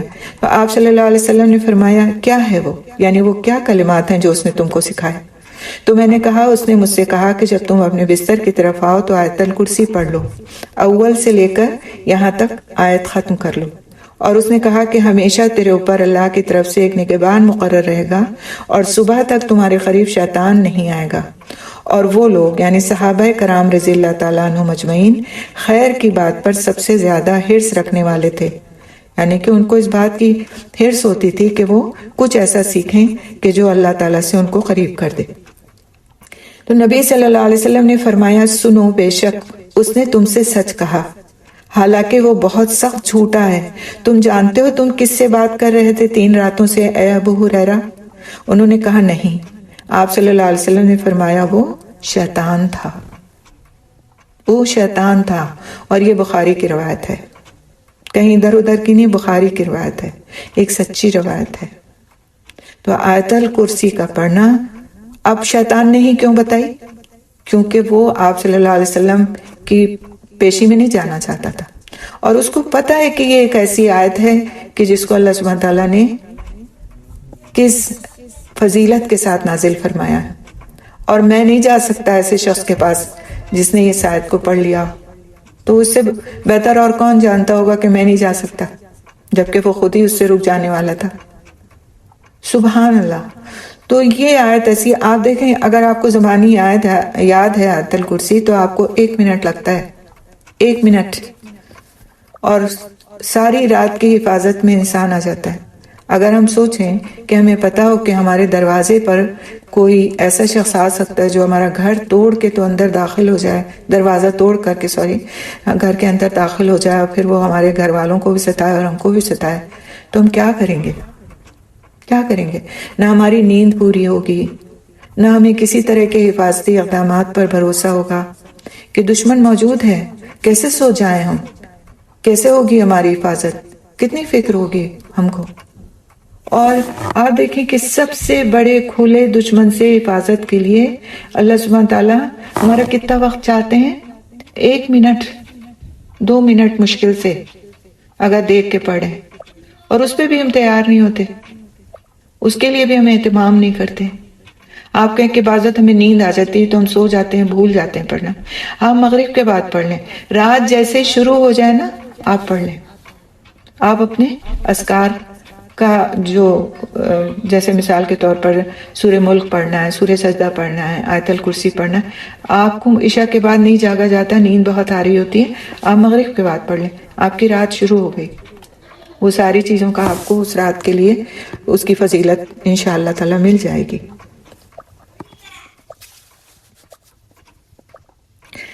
اسی طرح سے غصے کے وقت وضو کرنا، کیونکہ شیطان آگ سے بنا ہے، اور وضو میں شیطان کو دور پھینکنے، اس کی چال کی آگ کو بجھانے اور بندے سے غضب کی شکل دور کرنے کی تاثیر موجود ہے۔ ابی وائل الوقاص فرماتے ہیں کہ ہم عروہ بن احمد سعدی کے پاس گئے، ایک آدمی نے ان سے بات کی تو ان کو غصہ آ گیا، تو وہ کھڑے ہوئے اور انہوں نے وضو کیا اور فرمایا، میرے باپ نے میرے دادا عطیہ سے روایت کیا ہے کہ رسول اکرم صلی اللہ علیہ وسلم نے فرمایا، بے شک غصہ شیطان کی طرف سے ہے، اور شیطان آگ سے بنا ہوا ہے، اور آگ پانی سے بجھائی جاتی ہے، تو جب تم میں سے کوئی غضبناک ہو تو اسے چاہیے کہ وہ وضو کر لے۔ ابو داؤد کی روایت ہے یہ، اور یہ ہمارا پوائنٹ نمبر 10 تھا۔ میں بیچ میں پوائنٹس کے شاید نمبر لینا بھول گئی، تو آپ لوگ ٹیلی کر لیجیے گا۔ پوائنٹ نمبر 11، توبہ اور استغفار۔ اللہ سبحانہ تعالیٰ کا فضل ہے کہ اس نے اپنے بندوں پر توبہ کے دروازے کھلے رکھے ہیں، اور ان کو اپنی رحمت سے مایوس نہیں فرمایا، اور ان کو ان کے گناہوں کی وجہ سے شیطان کا شکار نہیں بننے دیا۔ پس وہ توبہ کرنے والوں کی توبہ قبول فرماتا ہے، اور گناہگاروں کے آنسو قبول فرماتا ہے۔ اللہ سبحانہ تعالیٰ فرماتے ہیں، سورہ شورى کی آیت نمبر 25 ہے، وہ اللہ ہے جو بندوں کی توبہ قبول کرتا ہے۔ کون ہے وہ جو بندوں کی توبہ قبول کرتا ہے؟ وہ اللہ ہے جو بندوں کی توبہ قبول کرتا ہے اور ان کی برائیوں سے درگزر کرتا ہے، یعنی انہیں برائیوں کو معاف فرما دیتا ہے، اور وہ جانتا ہے جو تم کرتے ہو۔ ایسا نہیں کہ وہ تمہاری ان باتوں کو جانتا نہیں ہے، کہ تمہاری برائیوں کو نہیں جانتا، کہ تمہارے گناہوں کو نہیں جانتا، سب کچھ جانتا ہے وہ، لیکن اس کے باوجود وہ تم سے توبہ کو قبول کرتا ہے، درگزر کرتا ہے۔ تو شیطان بندے کو گمراہ کرنا اور اسے شہوات اور خواہشات کے ذریعے سے فتنے میں ڈالنا چاہتا ہے، جیسا کہ اللہ تعالیٰ کا فرمان ہے۔ اللہ سبحانہ تعالیٰ جانتے ہیں کہ وہ ایسا کرنا چاہتا ہے۔ سورہ نساء کی آیت نمبر 27 میں اللہ سبحانہ تعالیٰ فرماتے ہیں، اللہ تعالیٰ چاہتا ہے کہ تم پر مہربان ہو جائے، اور وہ لوگ جو شہوات کی پیروی کرتے ہیں، یعنی اپنی خواہشات کی پیروی کرتے ہیں، وہ کیا چاہتے ہیں کہ تم جھک جاؤ، جھک جانا بڑا، یعنی کیا؟ اپنی خواہشات کے بندے بن جاؤ، اپنی خواہشات کی پیروی کرنے والے بن جاؤ۔ تو ایک طرف انسان شیطان کے چالوں اور وسوسوں کا نشانہ ہے تاکہ وہ گناہوں اور مخالف کاموں میں پڑ جائے، تو دوسری طرف اللہ سبحانہ تعالیٰ نے اس کے لیے توبہ اور رجوع کا دروازہ کھول دیا ہے تاکہ وہ اپنے گناہوں سے پاک ہو جائے، اور یہ اس کی توبہ شیطان کو ذلیل اور خاک آلود کرنے کا سبب بن جائے۔ چنانچہ اللہ سبحانہ تعالیٰ قرآن حکیم میں سورۃ اعراف کی آیت نمبر 201 میں فرماتے ہیں، بے شک وہ لوگ جنہوں نے تقوی اختیار کیا، جب انہیں چھو جاتا ہے کوئی خیال شیطان کی طرف سے تو یاد کر لیتے ہیں، تو وہ متنبہ ہو جاتے ہیں، یعنی ان کو اپنے آپ کو تنبیہ کرنے کا ایک موقع مل جاتا ہے، تو وہ دیکھنے لگتے ہیں کیا دیکھنے لگتے ہیں کہ اب کوئی راستہ ہے کہ میں نجات پا جاؤں، اور پھر وہ توبہ کی طرف، رجوع کی طرف متوجہ ہو جاتے ہیں. یعنی وہ سمجھ جاتے ہیں کہ شیطان نے مجھے بہکایا ہے. ابو سعید خدری رضی اللہ تعالیٰ عنہ کی حدیث گزر چکی ہے کہ آپ صلی اللہ علیہ وسلم نے فرمایا کہ شیطان نے کہا تھا کہ اے رب، تیری عزت کی قسم میں تیرے بندوں کو گمراہ کرتا رہوں گا جب تک ان کی روحیں ان کے جسموں میں ہیں. تو اللہ سبحانہ تعالیٰ نے فرمایا تھا کہ میری عزت و جلال کی قسم، میں بھی ان کو بخشتا رہوں گا جب تک وہ مجھ سے بخشش مانگتے رہیں گے. یعنی اس نے ایک قسم کھائی، اور اللہ سبحانہ تعالیٰ نے اپنی عزت و جلال کی قسم کھائی کہ میں ان کو بخشتا رہوں گا جب تک وہ مجھ سے بخشش مانگتے رہیں گے. احمد اور حاکم کی روایت ہے. سبحان اللہ، ہمارا رب کتنا رحیم و کریم ہے. لوگوں کے دلوں میں خیال آتا ہے نا کہ کیوں لگا ہوا ہے شیطان ہمارے پیچھے، کیوں لگا دیا گیا ہے، کیوں ایسا کر دیا گیا ہے. نہیں بنایا جاتا شیطان کو، نعوذ باللہ. اللہ تعالیٰ کی ہم کیا بات پہ اعتراض کا کوئی حق رکھتے ہیں؟ تو یہ دنیا تو ہمارے ٹیسٹ کی جگہ ہے. آپ اسکول میں پڑھتے ہیں، کلاسز اٹینڈ کرتے ہیں، فیس دیتے ہیں. آپ کیا کہہ سکتے ہیں کہ ہم سے ٹیسٹ نہ لیا جائے، ہمیں ایسے ہی کلاس دے دی جائے، ہمارا امتحان کوئی نہ ہو لیکن ہمیں درجہ دے دیا جائے؟ ہے ہمت یہ کہنے کی؟ اسکول سے آپ کو باہر کر دیا جائے گا کہ اگر آپ کو اسکول کے رولز فالو نہیں کرنے تو آپ جائیں. تو اگر ہمارے رب نے اس دنیا میں ہماری ساری نعمتیں ہم کو دے کر کے بھیجا اور بتا دیا کہ تمہارا ٹیسٹ ہوگا تمہارا ٹیسٹ، اور یہ بھی بتا دیا کہ یہ تمہارا دشمن ہے. پیپر میں تو جو آنے والا ہوتا ہم کو پتہ ہی نہیں ہوتا کیا آئے گا، لیکن اللہ سبحانہ تعالیٰ نے ہمیں سب کچھ بتا کے بھیجا، اور ساتھ ہمیں ایک کتاب بھی دے دی، مینول بھی دے دیا کہ اس سے رہنمائی لوگے، دشمن کو اپنے پچھاڑ سکو گے، اپنی حفاظت کر سکو گے، گناہوں سے بچ سکو گے. اور پھر بھی بڑھ جاتے ہو تو میری عزت و جلال کی قسم، جب تک بخشش مانگو گے میں بخشتا رہوں گا تم کو. اتنی ایشورنس دنیا میں کوئی دے سکتا ہے کسی کو؟ کبھی بھی نہیں دے سکتا. تو اگر دل میں کبھی یہ خیال آئے کہ یہ کیوں بنایا گیا، اس کی کریشن کی کیوں گئی، یا ہمارے ساتھ اس کو اس طرح کیوں چپکا دیا گیا، تو ذرا ہم غور کر لیں کہ اس کے ساتھ ساتھ اللہ سبحانہ تعالیٰ نے ہم کو سارے ہتھیاروں سے نواز دیا، لیس کر دیا کہ تمہارا ٹیسٹ ہے لیکن تمہارے پاس یہ سب کچھ چیزیں موجود ہیں، ان سے فائدہ اٹھاؤ، اپنی حفاظت کا بندوبست خود کرو، اور پھر میں تمہارے ساتھ ہوں. اگر یہ بہکا بھی لے گا، تم گناہوں میں پڑ بھی جاؤ گے تو میں بخشوں گا تم کو، بخشش مانگو گے تو. اس سے زیادہ کیا چاہیے انسان کو؟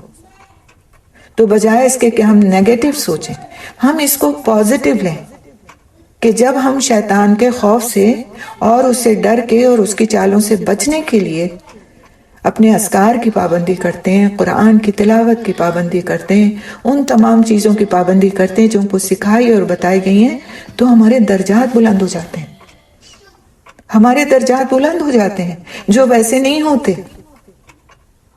تو سبحان اللہ، اپنی سوچوں کو منفی بنانے کے بجائے ہمیں مثبت بنانے کی کوشش کرنا چاہیے. انشاءاللہ اگلے پوائنٹ پر ہم چلتے ہیں. پوائنٹ نمبر 12، گھروں کا پاک کرنا اور ان کی حفاظت کرنا. یعنی جب اگر ہم یہ چاہتے ہیں کہ شیطان نہ داخل ہو ہمارے گھروں میں تو ہمیں اس کے لیے کیا کرنا چاہیے.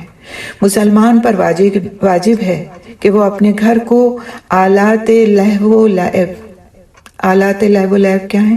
گانے بجانے کے آلات، جو کہ آج ہمارے ہر گھر میں مختلف شکلوں میں موجود ہیں، ٹی وی سے لے کر ہمارے سیل فونز تک. تو اس کے لیے کیا کہتے ہیں کہ وہ اپنے گھر کو آلات لہو و لعب، حرام تمثیلوں یعنی فوٹوگراف سے، بتوں سے، صلیبوں سے، کتوں سے، جن کے گھروں میں نہ رکھنے کا حکم موجود ہے، پاک کرے. یعنی گھروں میں تصویریں نہ ہوں، مجسمے نہ ہوں. جو ہم اپنے گھر کے گھر والوں کی فوٹوگرافز لگاتے ہیں ان کو نہ لگائیں. اسی طرح سے کوئی ایسا ہم شو پیس لے کر کے نہ آئیں جس میں کسی غیر مذہب کی عکاسی ہوتی ہو، جیسے صلیب کی تصویر ہے یا کسی بت کی تصویر ہے یا کوئی ایسی چیز کہ جس سے کوئی دوسرے مذہب کا اشتباہ ہوتا ہو. اس قسم کی کوئی تصویر، چاہے وہ مجسمے کی شکل میں ہو یا پھر تصویر کی شکل میں ہو، نہ ان کو گھر میں رکھنا ہے. اسی طرح کتوں کو نہیں رکھنا، اور اس کا حکم موجود ہے، احادیث سے بھی یہ چیزیں ثابت ہیں. تو اس طرح سے گھروں کو پاک کرنے کا حکم دیا گیا.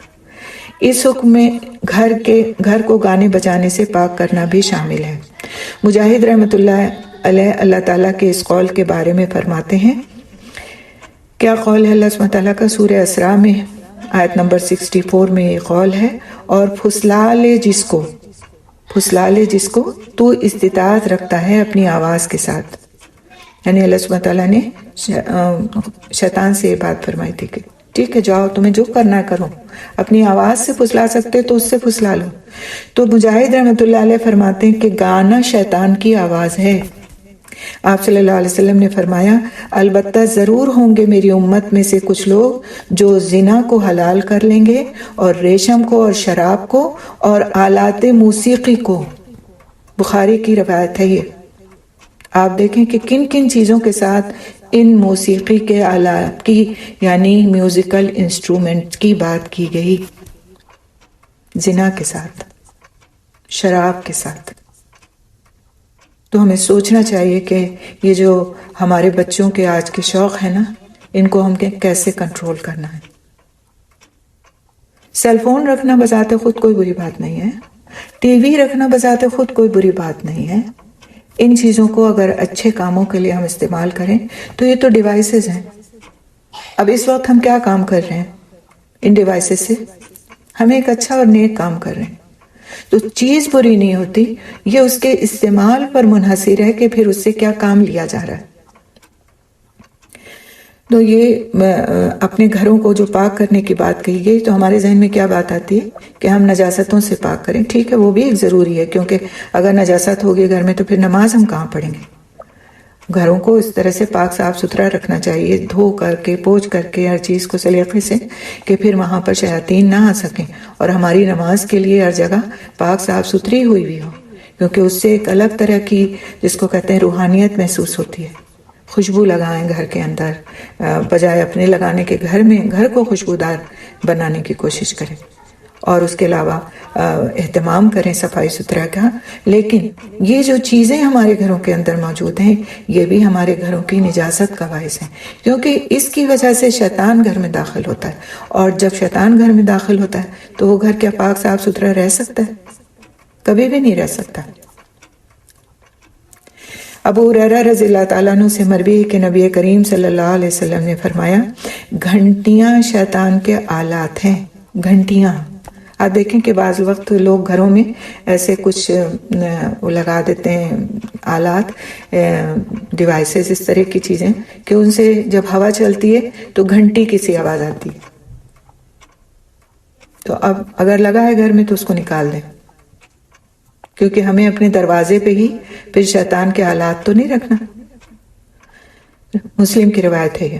اور فرمایا آپ صلی اللہ علیہ وسلم نے، فرشتے ساتھ نہیں ہوتے اس گروہ کے جس میں کتا ہوتا ہے یا گھنٹی. اس گروہ کے ساتھ فرشتے نہیں ہوتے، اور جب فرشتے نہیں ہوتے، ان کے ذریعے سے حفاظت نہیں ہو رہی ہوتی، تو پھر شیطان ہوتا ہے. گھروں کا پاک کرنا اور ان کی حفاظت، جس کی طرف آپ صلی اللہ علیہ وسلم نے رہنمائی فرمائی. جابر رضی اللہ تعالیٰ عنہ کی حدیث میں ہے کہ آپ صلی اللہ علیہ وسلم نے فرمایا، دروازہ بند کرو اور اس پر بسم اللہ پڑھا کرو، پس شیطان بے شک نہیں کھولتا بند دروازہ. یعنی کہ دروازہ اگر بسم اللہ پڑھ کر گھر کا بند کیا گیا ہے تو پھر شیطان داخل نہیں ہوتا رات میں. اور باندھ لو اپنی مشکوں کے تسمے. لیدر بیگز ہوتے تھے پہلے زمانے میں، اس میں پانی رکھا جاتا تھا، تو اس کے لیے کہا گیا کہ اس کے منہ کو باندھ دو. یہ نہ کرو کہ اس کو کھلا چھوڑ دو. اور کیا کرو، اور اس پر اللہ کا نام لو. یعنی جب اس کو باندھو تو بھی بسم اللہ کہو. یعنی ہم اگر اپنے پانی کو کسی برتن میں رکھتے ہیں اور اس کو ہم ڈھانکتے ہیں تو اس وقت بسم اللہ کہہ لینا چاہیے. اور اپنے برتن ڈھانک لو اور اس پر اللہ کا نام لو، اور اگرچہ اس پر کوئی چیز آڑی رکھ دو، اور اپنے چراغ بجھا دو. مسلم کی روایت ہے. یعنی کہ رات کے وقت کوئی برتن کھلے نہیں چھوڑنا چاہیے، خالی برتن بھی. کھانا ہوتا ہے تو ہم ڈھک دیتے ہیں، فریج میں رکھ دیتے ہیں، لیکن بسا اوقات ہمارے جو ریکس ہوتے ہیں پاٹس کے، تو اس پہ ہمارے برتن سیدھے کھلے پڑے ہوتے ہیں، تو وہ نہیں کرنا چاہیے. برتنوں کو یا تو اندھا کے رکھ دیا جائے یا ان پر ڈھکن لگا دیا جائے. حتیٰ کہ کوئی چیز بھی کسی کھلے برتن کے اوپر آڑی ایک لکڑی بھی رکھ دی جائے تو گویا اس نے وہ برتن کے ڈھکنے کا کام کرتی، کیونکہ یہ آتا ہے اس طرح سے. اور مختلف احادیث کا مفہوم ہے کہ سال کے کچھ دنوں میں کوئی وبا نازل ہوتی ہے اور پھر جو کھلے برتن ہوتے ہیں ان میں وہ سما جاتی ہے، اور پھر اس برتنوں میں جب کھایا پیا جاتا ہے تو انسان اس مرض میں مبتلا ہو جاتا ہے. لہٰذا اس کی احتیاط ہم کو یہی بتائی گئی کہ برتنوں کو کھلا نہ چھوڑا جائے، خالی برتنوں کو بھی کھلا نہ چھوڑا جائے. اور اپنے چراغ بجھا دو، یعنی رات میں سوتے وقت لائٹس کو آف کر دو. پہلے چراغ ہوا کرتے تھے، اب ہمارے پاس لائٹس ہیں تو پوری لائٹس دھیما، کوئی ہلکا پھلکا سا کوئی آپ نے نائٹ بلب جلا رکھا ہے جس کی روشنی اتنی نہیں ہے کہ وہ ڈسٹرب کرے، اٹس اوکے. لیکن یہ کہ پوری فل لائٹ جیسے کہ ہم پڑھنے کے وقت اور دوسرے کاموں کے لیے جلا کے رکھتے ہیں، وہ جلا کے نہیں سونا چاہیے. اور ماڈرن سائنٹیفک ریسرچ ہے یہ کہ انسان کے باڈی سے ایک ایسا جس کو کہتے ہیں مادہ خارج ہوتا ہے جو اس کے سونے کے لیے معاون ثابت ہوتا ہے، ساؤنڈ سلیپ کے لیے. اور اگر لائٹ آن ہو، تیز لائٹ آن ہو تو وہ مادہ نہیں خارج ہوتا، کیونکہ اس کو وہ سگنل نہیں ملتا اندھیرے والا، نائٹ والا سگنل اس کو نہیں ملتا، دماغ نہیں دیتا، لہٰذا وہ مادہ خارج نہیں ہوتا، اور اس کی وجہ سے انسان پھر بے چین نیند سوتا ہے. اسی لیے آپ دیکھیں نا، اکثر لوگ کہتے ہیں کہ بھئی لائٹ آف کرو، ہمیں نیند نہیں آ رہی. تو بہتر صورت یہ ہے کہ سوتے وقت لائٹ کو آف کر دیا جائے. آپ دیکھیں ہمارا دین کتنی حکمت والا دین ہے، ہمیں ہر چیز کے لیے رہنمائی دی گئی. لیکن مسئلہ کیا ہے کہ ہم اس رہنمائی کو حاصل تو کریں. نہ ہم قرآن پڑھنے پہ متوجہ ہوتے ہیں، نہ حدیث پڑھنے پہ متوجہ ہوتے ہیں، تو یہ حکمتیں ہمیں آئیں کہاں سے؟ اور گھروں کی حفاظت میں یہ بھی بات آتی ہے کہ ان میں نوافل کا اہتمام کیا جائے اور کثرت سے قرآن کی تلاوت کی جائے، کیونکہ شیطان اس گھر سے بھاگ جاتا ہے جس میں قرآن پڑھا جاتا ہے. جیسا کہ فرمایا نبی صلی اللہ علیہ وسلم نے، بے شک ہر چیز کی ایک کوہان ہوتی ہے اور قرآن کی کوہان سورۃ البقرہ ہے. کوہان کا مطلب کیا ہے؟ اونچائی ہوتی ہے، جیسے اونٹ کی کوہان ہوتی ہے نا وہ. اور بے شک شیطان جب سنتا ہے سورہ بقرہ پڑھی جا رہی ہے بھاگ جاتا ہے گھر سے، چلا جاتا ہے گھر سے. یہ نہیں کہا گیا بھاگ جاتا ہے، یعنی بالکل پھر وہ وہاں ٹک سکتا ہی نہیں. اگلا پوائنٹ ہے پوائنٹ نمبر 13، اہل و عیال کی حفاظت کرنا. غالباً پوائنٹ نمبر 12 ہے. جی پوائنٹ نمبر 12 ہے، تھوڑا سا میں مکس کر گئی ہوں، آپ دیکھ لیجئے گا آپ کے پوائنٹس میں. یہ پوائنٹ نمبر 12 بنے گا. اگر کچھ فرق ہوتا ہے تو ہم بعد میں انشاءاللہ کل کوسچن آنسر کے دن پہ اس کو دیکھ سکتے ہیں. تو پریشان نہ ہوئیے گا اس سے، آپ نے سارے پوائنٹس نوٹ کیے ہیں، یہ کافی ہے. پوائنٹس کے نمبرز آپ خود ڈال سکتے ہیں. اہل و عیال کی حفاظت کرنا. حضرت عبداللہ بن عمر بن عاص رضی اللہ تعالیٰ عنہ سے روایت ہے کہ بے شک نبی صلی اللہ علیہ وسلم نے فرمایا، جب تم میں سے کوئی شادی کرے، اپنی بیوی سے یا خادم خریدے تو چاہیے کہ کہے، اے اللہ، بے شک میں تجھ سے سوال کرتا ہوں اس کی بھلائی اور اس چیز کی بھلائی کا جس کو تو نے پیدا کیا، اور میں تیری پناہ مانگتا ہوں اس کے شر سے اور اس شر سے جس پر تو نے اس کو پیدا کیا. یہ بھی ابو داؤد کی روایت ہے.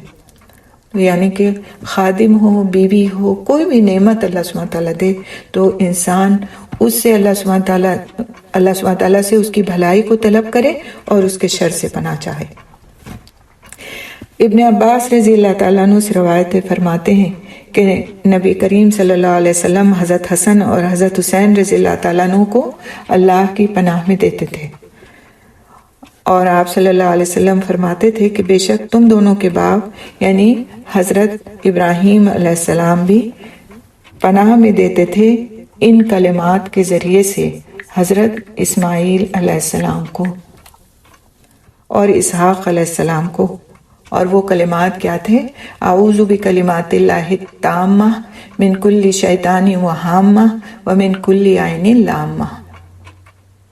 تو یہ دعا جو ہے اس کو پڑھنے سے نظر بد سے اور ہر طرح کی جو اس طرح کے شیطان کے شرور ہیں ان سے حفاظت ہوتی ہے، اور صحیح بخاری کی یہ روایت ہے۔ تو اس کا بھی اہتمام کرنا چاہیے، خود دم کر دیں جب تک بچے چھوٹے ہیں ان کے اوپر، اور جب وہ بڑے ہو جائیں تو ان کو خود بھی سکھائیں کہ وہ اپنے لیے پڑھا کریں۔ اسی طرح سے اولاد کو شیطان کے شر سے بچانے کے لیے اس کی پیدائش کے دن اس کے کان میں اذان دینا چاہیے۔ ابو رافع کی حدیث میں آیا ہے کہ میں نے رسول اکرم صلی اللہ علیہ وسلم کو، انہوں نے حضرت حسن ابن علی میں نے دیکھا رسول اکرم صلی اللہ علیہ وسلم کو کہ انہوں نے حضرت حسن رضی اللہ تعالیٰ عنہ کے کانوں میں اذان دی۔ جب فاطمہ رضی اللہ تعالیٰ عنہ نے ان کو جنم دیا، یعنی جب ان کی پیدائش ہوئی، تو حضرت حسن رضی اللہ تعالیٰ عنہ کے کان میں آپ صلی اللہ علیہ وسلم نے اذان دی۔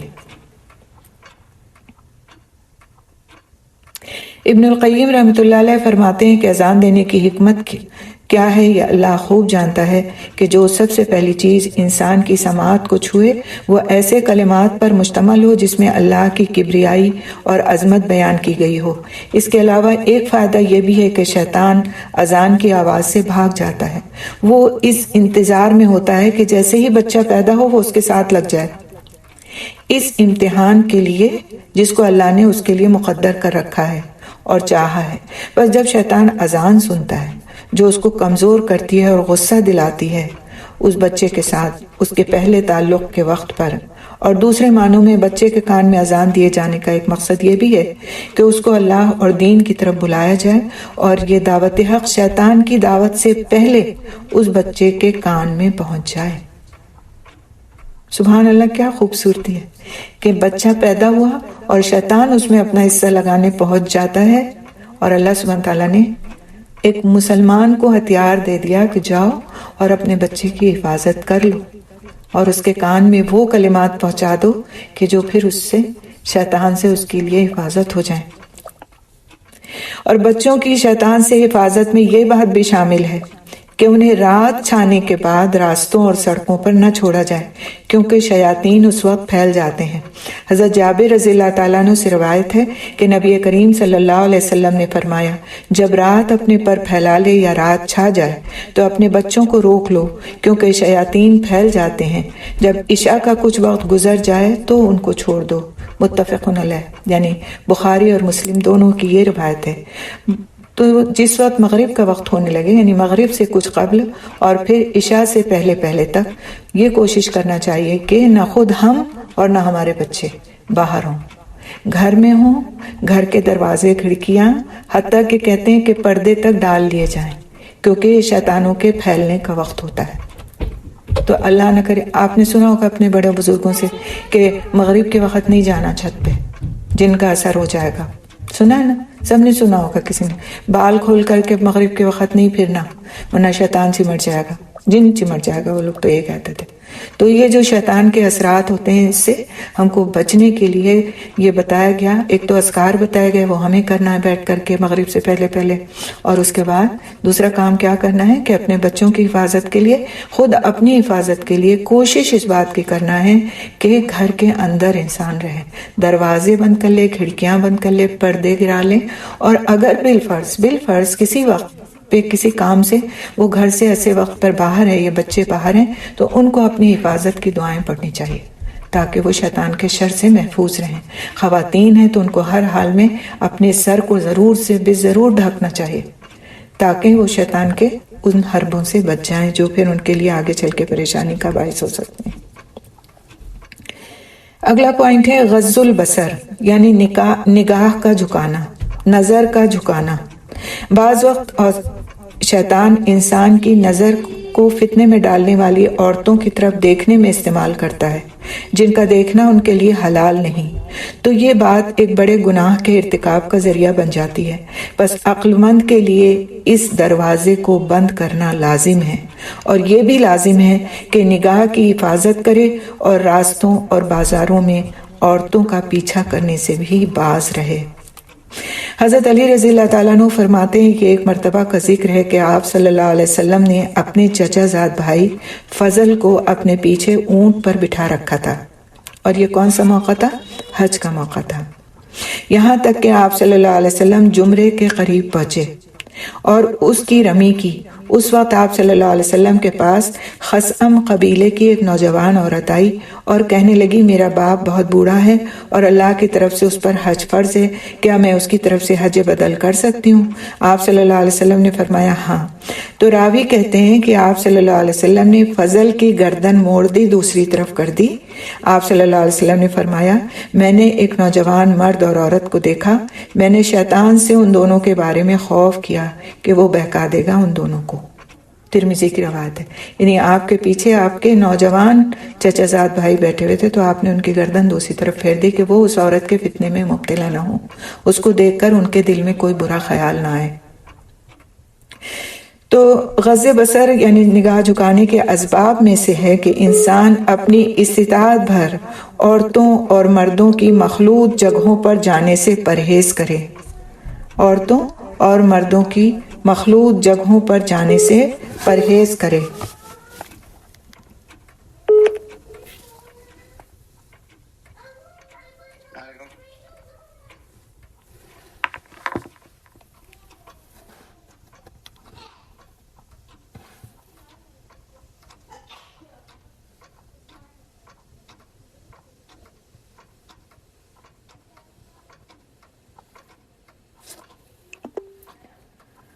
جی آواز آ رہی ہے آپ لوگ کو؟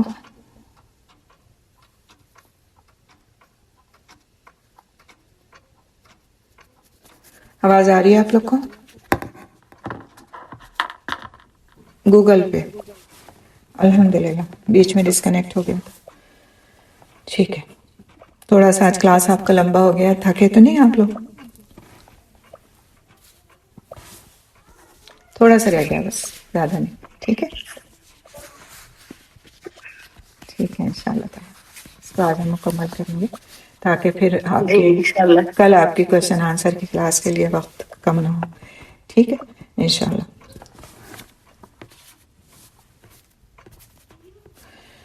تو ہم یہ پڑھ رہے تھے کہ نظر کا جھکانا اس کی کتنی اہمیت ہے۔ تو غض بصر یعنی نظر کو جھکانے کے اسباب میں سے ہے کہ انسان اپنی استطاعت بھر عورتوں اور مردوں کی مخلوط جگہوں پر جانے سے پرہیز کرے، مثلاً بازار۔ اور سلمان فارسی رضی اللہ تعالیٰ عنہ اس کے بارے میں فرماتے ہیں اگر تم میں استطاعت ہو تو بازار میں سب سے پہلے داخل ہونے والے اور سب سے آخر میں نکلنے والے نہ بنو، کیونکہ یہ شیطان کے مارکے کی جگہ ہے اور یہیں پر وہ اپنا جھنڈا گاڑتا ہے۔ اور یہ مسلم کی روایت ہے۔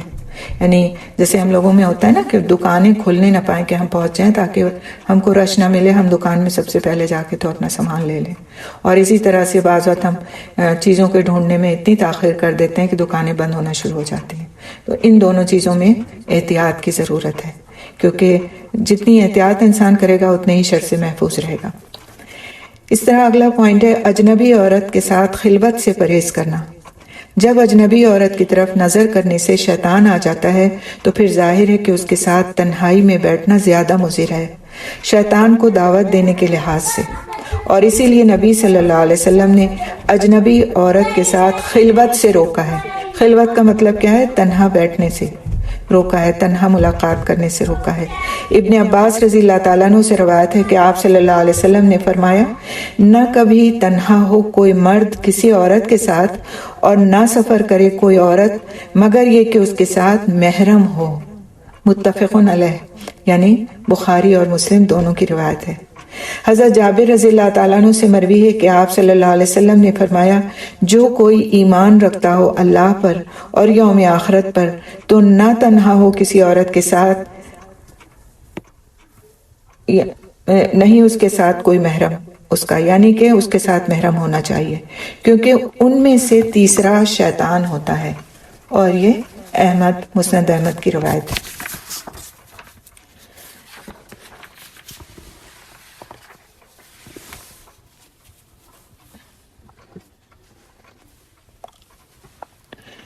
حضرت عبید الرحمن بن زیاد سے روایت ہے، کہتے ہیں کہ اس اثنا میں کہ موسیٰ علیہ السلام بیٹھے ہوئے تھے ابلیس آیا تو انہوں نے اس سے دریافت کیا کہ وہ کیا عمل ہے جس کی وجہ سے تم انسان پر غالب آ جاتے ہو؟ تو اس نے یعنی ابلیس نے کہا جب اس کو اس کا نفس عجب میں ڈال دے، ابھی میں عجب کو ایکسپلین کروں گی انشاءاللہ. عجب میں ڈال دے اور اس کے کام بڑھ جائیں اور اپنے گناہوں کو بھول جائے. 3 چیزوں سے میں تم کو خبردار کرتا ہوں. نہ تم اکیلے ہو کسی عورت کے ساتھ جو تمہارے لیے حلال نہ ہو. بس بے شک کبھی تنہا نہیں ہوتا کوئی مرد کسی ایسی عورت کے ساتھ جو اس کے لیے حلال نہ ہو مگر یہ کہ میں اس کا ساتھی بن جاتا ہوں. خود بتا رہا ہے. اب اور اس سے زیادہ کیا صاف بات ہو سکتی ہے؟ میں اس کا ساتھی بن جاتا ہوں اپنے ساتھیوں کے علاوہ، یہاں تک کہ میں اس مرد کو فتنے میں ڈال دیتا ہوں اس عورت کے ذریعے. اور یہ وائس ورثہ بھی ہو سکتا ہے کہ عورت فتنے میں پڑ جائے کسی مرد کے ذریعے. لہٰذا اس طرح کی تنہائی سے احتیاط بہت اہتمام کے ساتھ ضروری ہے، چاہے لوگ ہم کو کتنا بھی کنزرویٹو کیوں نہ کہیں، لیکن ان معاملات میں احتیاط برتیں. تو عجب کی بات جہاں تک ہے تو عجب کہتے ہیں خود پسندی کو. خود پسندی یعنی سیلف پریز جس کو آپ کہہ لیں، کہ اپنے آپ کو انسان بہت کچھ سمجھے. جیسے آج کا دور ہے اس میں لوگ کہتے ہیں کچھ نہیں ہوتا ایسے. ہم انسان کو اپنی جگہ مضبوط ہونا چاہیے، کوئی نہیں بہکا سکتا اس کو. اپنی جگہ مضبوط ہونا ایک اچھی بات ہے، لیکن ہم سے کیا قرآن اور حدیث نے جو بات کہی ہے وہ غلط بات ہے؟ پھر ہم کمپیئر کر لیں اپنی بات کو کہ کس کو ہم جھوٹا ٹھہرا رہے ہیں.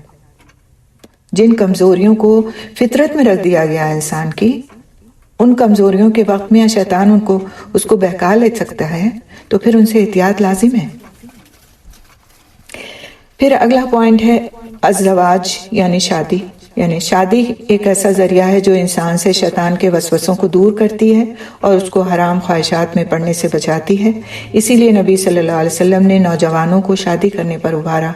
بس آپ صلی اللہ علیہ وسلم نے فرمایا، اے نوجوانوں کی جماعت، جو تم میں سے شادی کی استطاعت رکھتا ہو چاہیے کہ شادی کرے، کیونکہ وہ نگاہوں کو جھکانے والی اور شرمگاہ کی حفاظت کرنے والی ہے.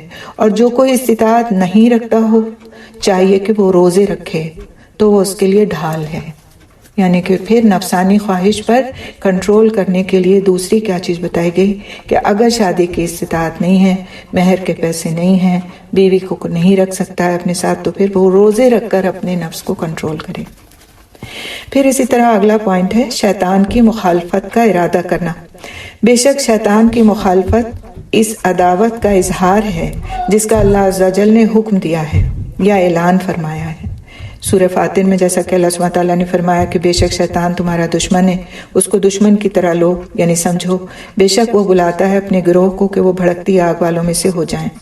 اور اسی لیے آپ صلی اللہ علیہ وسلم نے بعض امور اور آداب کی طرف رہنمائی فرمائی جس میں شیطان کی مخالفت ہے، اور اس میں سے وہ کام جن میں شیطان کی مخالفت ہے کچھ کا ہم تذکرہ دیکھیں گے. پہلی بات کیا کہ دائیں ہاتھ سے کھانا کھانا.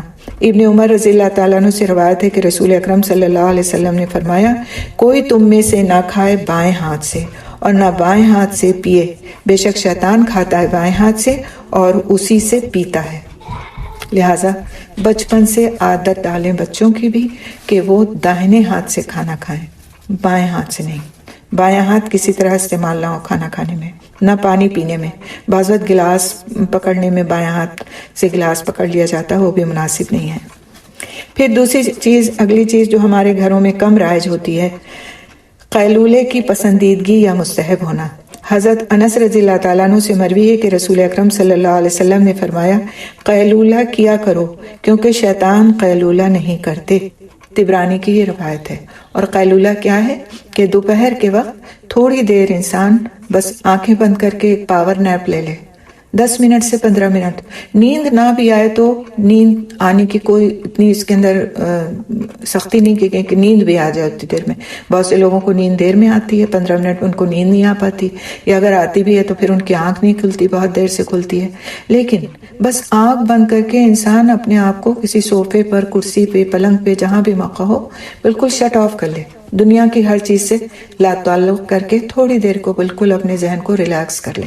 یہ ایک سنت طریقہ ہے، اور اس کے لیے کہا گیا کہ شیطان ایسا نہیں کرتا. تو پھر انسان اگر کرتا ہے تو وہ سنت پر عمل کرتا ہے اور شیطان کو ایک طرح سے اس کے طریقے کو اختیار کرنے میں مخالفت کا ثبوت دیتا ہے. پھر اسی طرح فضول خرچی چھوڑنا.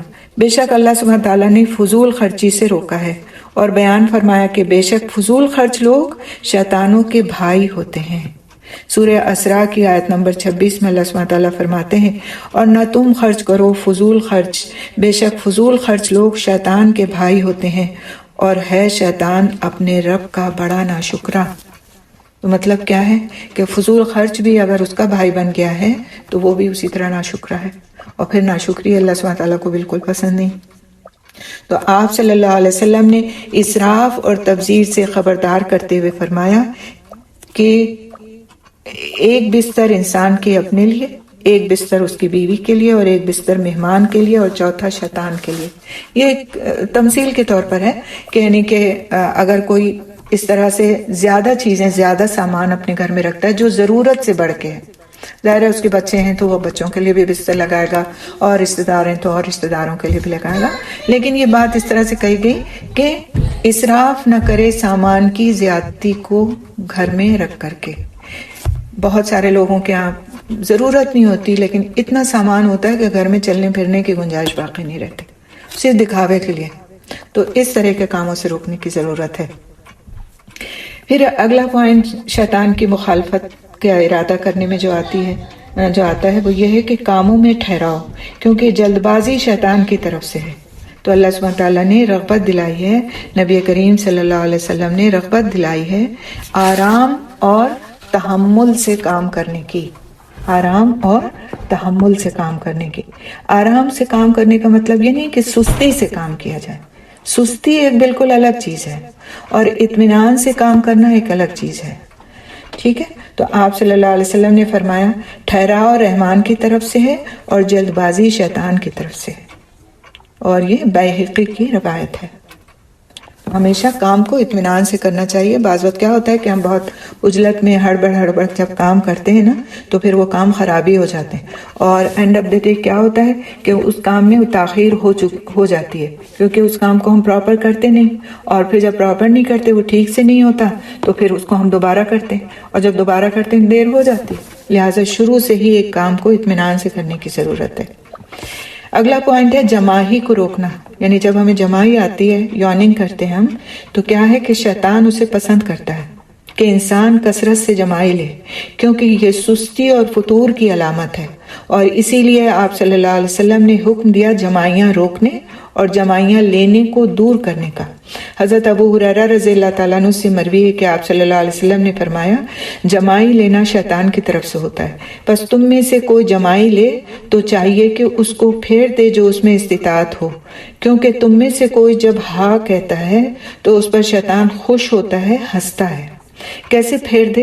یعنی کہ منہ پہ ہاتھ رکھ لے، ہاتھ کو الٹا کر کے منہ پہ رکھ لے جس وقت جمائی آئے، منہ بڑا سا کھول کر کے بس جتنی دیر جمائی آ رہی ہے اس کو لیتا نہ رہے، بلکہ ہاتھ رکھنے سے کیا ہوتا ہے کہ جمائی کا جو ایک ڈیوریشن ہوتا ہے وہ کم ہو جاتا ہے۔ اس کے علاوہ کیا ہوتا ہے، اس کے علاوہ کیا نہیں کرنا کہ جیسے بہت سے لوگ جمائی لیتے ہوئے ہا کے کی ایک ساؤنڈ بھی نکالتے ہیں ساتھ میں، تو یہ ہا کہنا جو ہے وہ شیطان کو خوش کر دیتا ہے، اور شیطان پھر اس وقت انسان کے اندر داخل ہو جاتا ہے۔ تو اہتمام کے ساتھ جمائی آئے تو کبھی بھی منہ کو کھلا نہ چھوڑیں، ہاتھ سے منہ کو بند کریں۔ عادت ہوتا ہے ہمیں کنٹرول نہیں ہوتا، بہت نیند آ رہی ہوتی ہے کسی وقت میں تو جمائیاں آتی ہیں، لیکن اس وقت پھر کوشش کریں کہ جمائیوں کو روکنے کا جو بھی طریقہ اختیار کر سکتے ہیں کریں۔ پھر بچنا بعض الفاظ اور عبارات اور ناموں سے جو شیطان پسند کرتا ہے، اور ان میں سے ہے ایک لفظ کاش کہنا، یعنی کچھ ایسے الفاظ ہیں جن کو شیطان بہت پسند کرتا ہے۔ حضرت ابو ہریرہ رضی اللہ تعالیٰ عنہ سے روایت ہے کہ آپ صلی اللہ علیہ وسلم نے فرمایا قوی مومن کمزور مومن سے بہتر ہے، اور ہر مومن میں خیر ہے۔